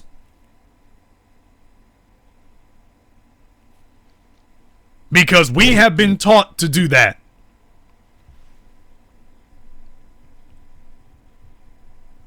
We have been taught to do that as a people. And that is the problem that we have. We accept those types of tokens. We accept those kinds of things. And you can see the results that we've got.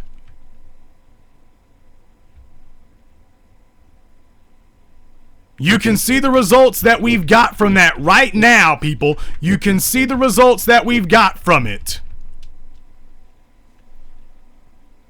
We can sit up here and tell ourselves that this is actually benefiting us, but we can't point to anything we can show for it. We can't point to one thing where it's benefited us, not even one.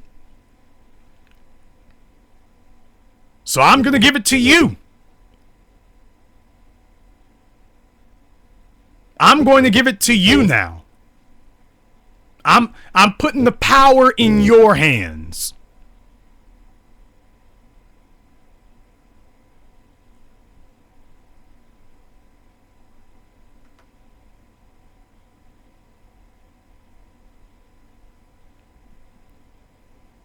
Another reason that we need to stop giving these people a pass is because it goes against ancient wisdom. A wise man learns from the mistakes of others. A fool learns from his own mistakes. A wise man takes a look at other people being bit by a snake and he says, you know what? I ain't gonna fool with that snake. I used to let that snake come over here, but now I realize that this snake likes to bite folk. I'm not gonna let that snake come over here. He's shown me he's willing to bite. And these other folk were silly enough to allow that snake to come over there. I'm gonna learn from their mistakes. A fool says, well, the snake bit them, he ain't bit me. That's between them and the snake. The snake is welcome at my house. Then the snake comes and bites you. Now you want to scream bloody murder. Now you want to scream bloody murder.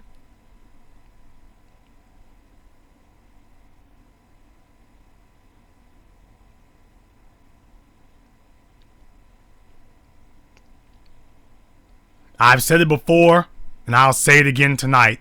I am hopeful that we as a people will start to lose our taste for this fakery and this foolishness and this nonsense. I'm hoping that we've lost our appetite for it. And maybe it's what we needed. Maybe we need maybe we need some bad experiences to finally shake us enough that we can say, you know what? In reality, we've had a bunch of questionable, dubious characters around us.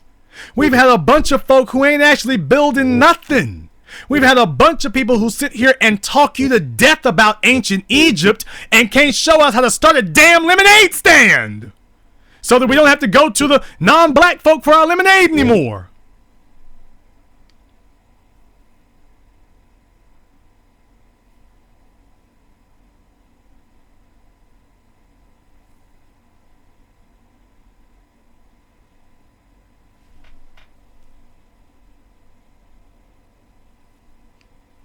At least,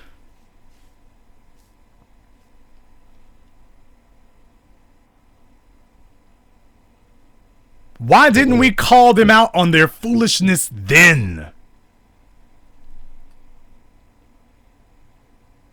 Well, better late than never.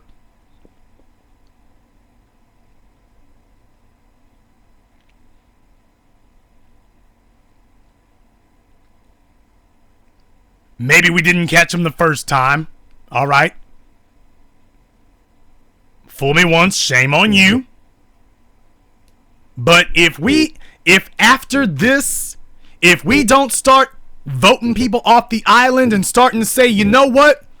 Those warning signs that we used to give people a pass for, we ain't giving them a pass anymore. If we don't start enforcing that now, next time, shame on me.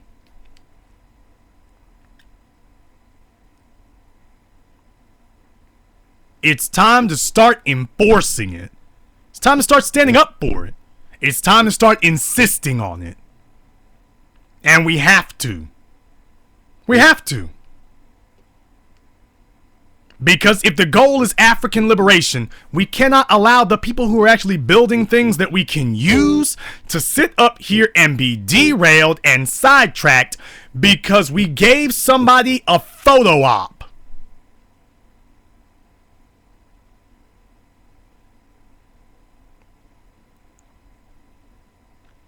We gave somebody a photo op, and now that person has allowed that photo op to be something that they've used against us. We have to start being on guard now that we can see that that's the game that people are playing. The game that they're playing is, okay, let me see if I can figure out a way to get seen with this person so that I can turn around and use that as an opportunity to start some drama so I can get some YouTube views or some blog talk listeners or some Facebook likes or some Twitter retweets. Now that we see that that's the game that's going on right now, that there are people out there who pretend like they're building something and they try to get just enough YouTube videos to gain some type of credibility. They try to make just enough YouTube views to gain some type of credibility that people say, okay, I'll take a chance on them. Now that we see that that is the game afoot, that that's what's going down. Now that we see what people are doing out here, it's time to start shutting that mess off. Because now we see it. Now we see it.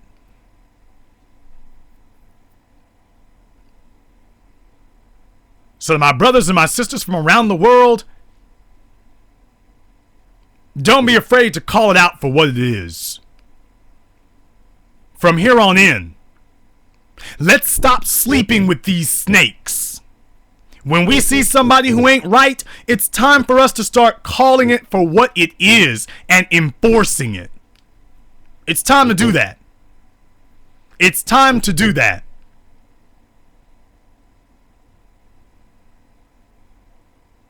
For our own sake, if nothing else.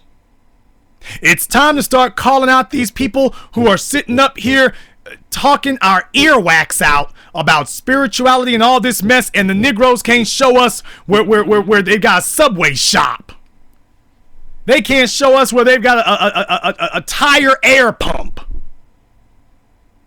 talking about we're going to rebuild black society by rubbing our beads and meditating and all this old mess.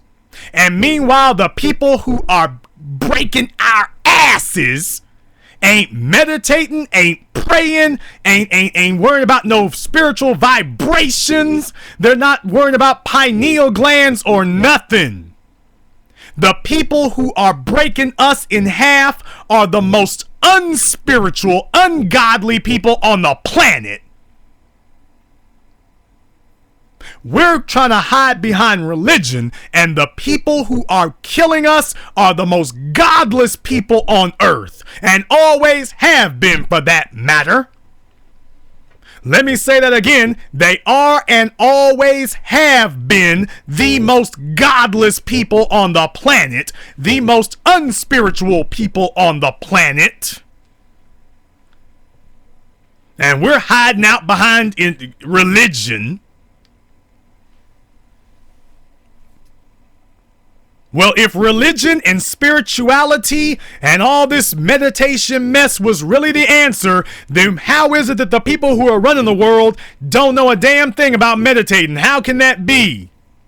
Oh, wait a minute, you want us to meditate now so that when we get our heads blown off, we'll be groovy in the next life. You know what? That's what the white supremacists tell us too. Why don't you just meditate and pray and worry about the next life? Let me have this one. You let me have this life and you can have the next one. Now you got Negroes, they used to sell that to us on the plantations. Now we got Negroes among us today trying to sell that to us. They call themselves the conscious community. The conscious community, and what does the conscious community most focus on? The afterlife. Well, you can only get to the afterlife when you're no longer conscious. Isn't that ironic? The guys who claim to be the most conscious people in the room focus on unconsciousness the most.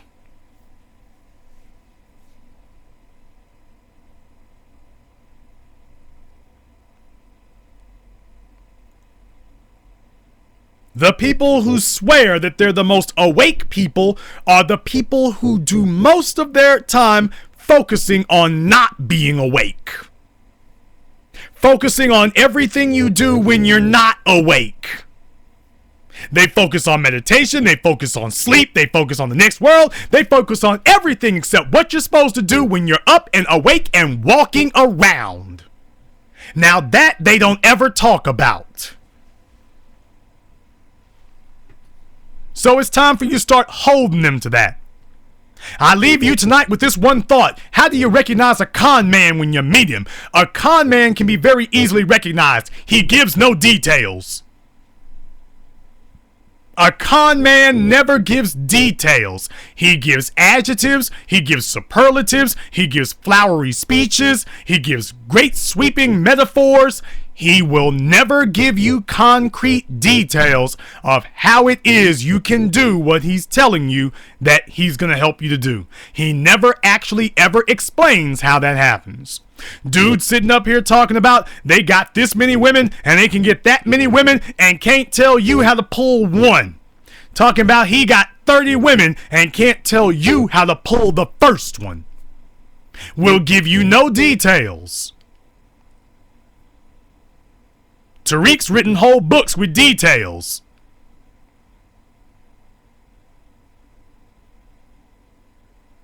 But we'll listen to people who give you nothing.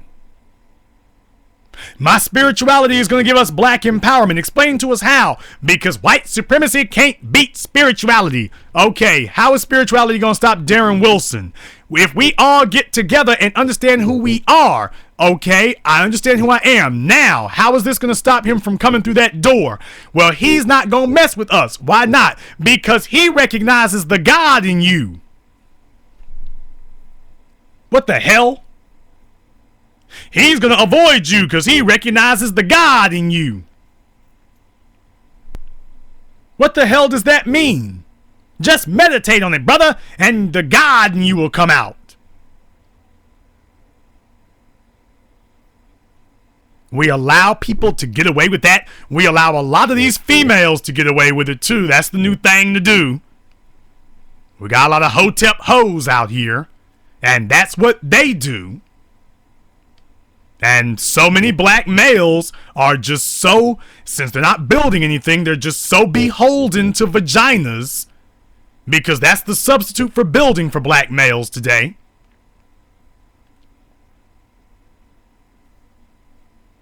The substitute for black males who aren't building today is to go chasing vaginas and pretend that that's building.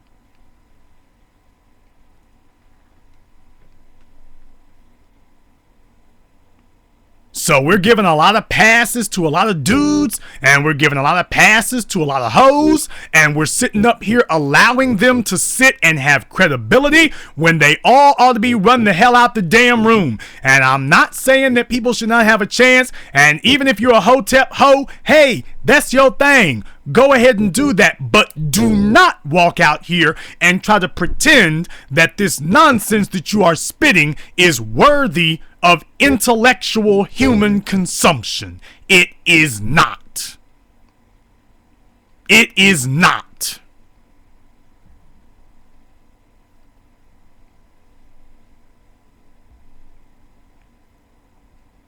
You're just using that as another means of getting attention because you ain't really got a banging body like that. And you can't get the same type of sexual attention that a Nicki Minaj or a Beyonce would. So you've latched on to this consciousness thing. And that's just another way you found another subset of males that you can appeal to in a different way.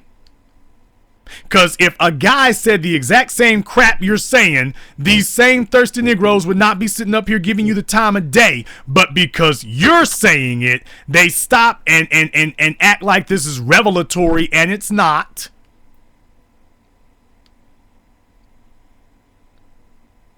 And we have given a lot of leeway to a lot of chicks who are obviously man-stroking and hotep hoeing. And we've given a lot of leeway to these heifers. Instead of telling them, sister, we love you, sit your ass down. You have nothing to teach us. A woman is supposed to be a teacher by nature, but these heifers ain't got nothing to teach us. She's getting up here and talking about African spirituality. Get the hell out of here with that. Show me the economy. Let's start and end the conversation with the economy. And after we built the economy, we can be as super spiritually groovy as you want to be.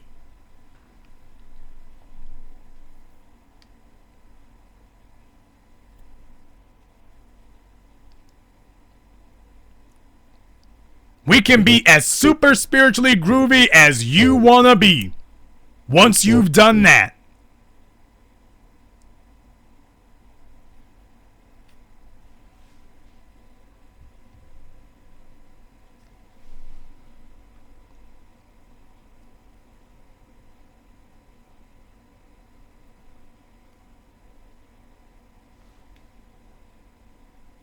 Now, for those of you who are actually doing something, and for those of you who are actually trying to accomplish something, you better start protecting it. We better start protecting it. And all of us better start protecting you. I'm telling you all that right now. For those who are doing the right thing, we need to rally around them. We need to rally around the people who are standing for what's right. We need to do that. It's not enough to just say what we're against. We got to start showing what we're for. And I'm not asking anybody to be perfect. I have never said that. It's not about being perfect. But it's about no longer condoning what is ass backwards. So let's stop being a safe haven for people who are clearly not right. And let's stop giving them an opportunity to be worse.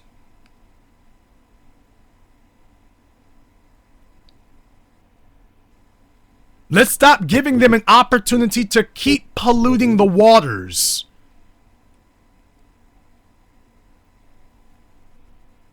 Let's stop giving people credit for stuff they never did. Let's stop giving people credit for stuff they did 2 and 3 decades ago, or worse, stuff they never actually did. If they can't show us what they're building for us right now, then we ain't got nothing to say.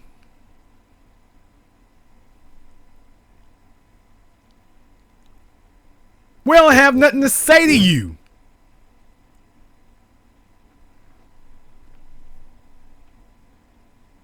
Nothing at all. But it doesn't work if we are not going to enforce it. It's got to come from both sides. From those of you who have built and have forums and have structures that you've built, you and we, that includes me, we have to uphold that.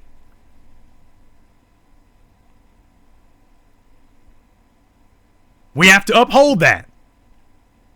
And all the rest of you, and I actually count myself on both sides, we have got to uphold it also.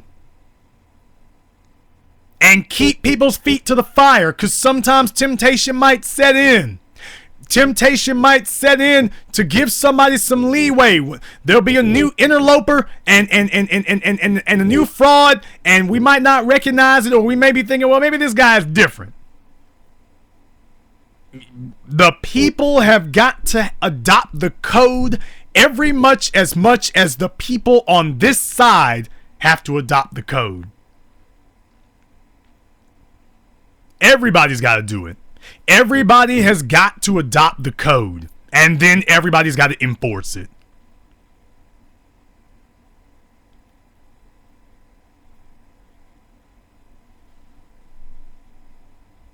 But brothers and sisters, the time for us sleeping with snakes is over. A lot of you got messed over by your daddies.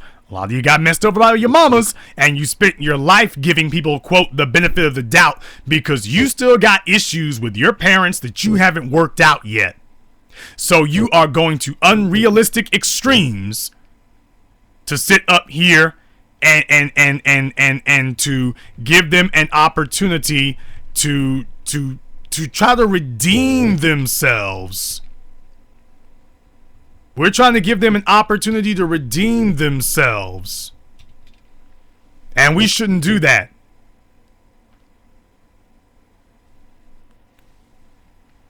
Let them come through the door right.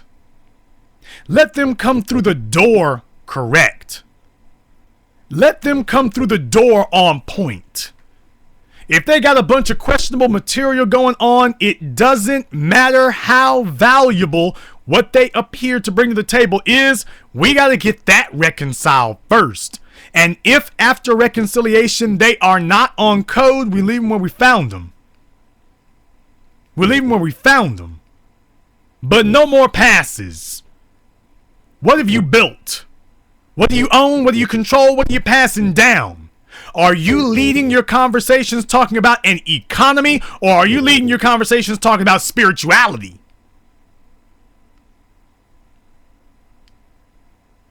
What is it you actually came for? Or are you looking for views? And for those of you listening to them, do you still have an appetite for people who would sow so much chaos and drama and dissension, and you just sit there saying, well, they're messy, but it's entertaining, meh. Watching somebody sow confusion is about as entertaining to me as watching a pedophile at work. I've got no stomach for it. I've got no tolerance for it. And you need to lose yours too.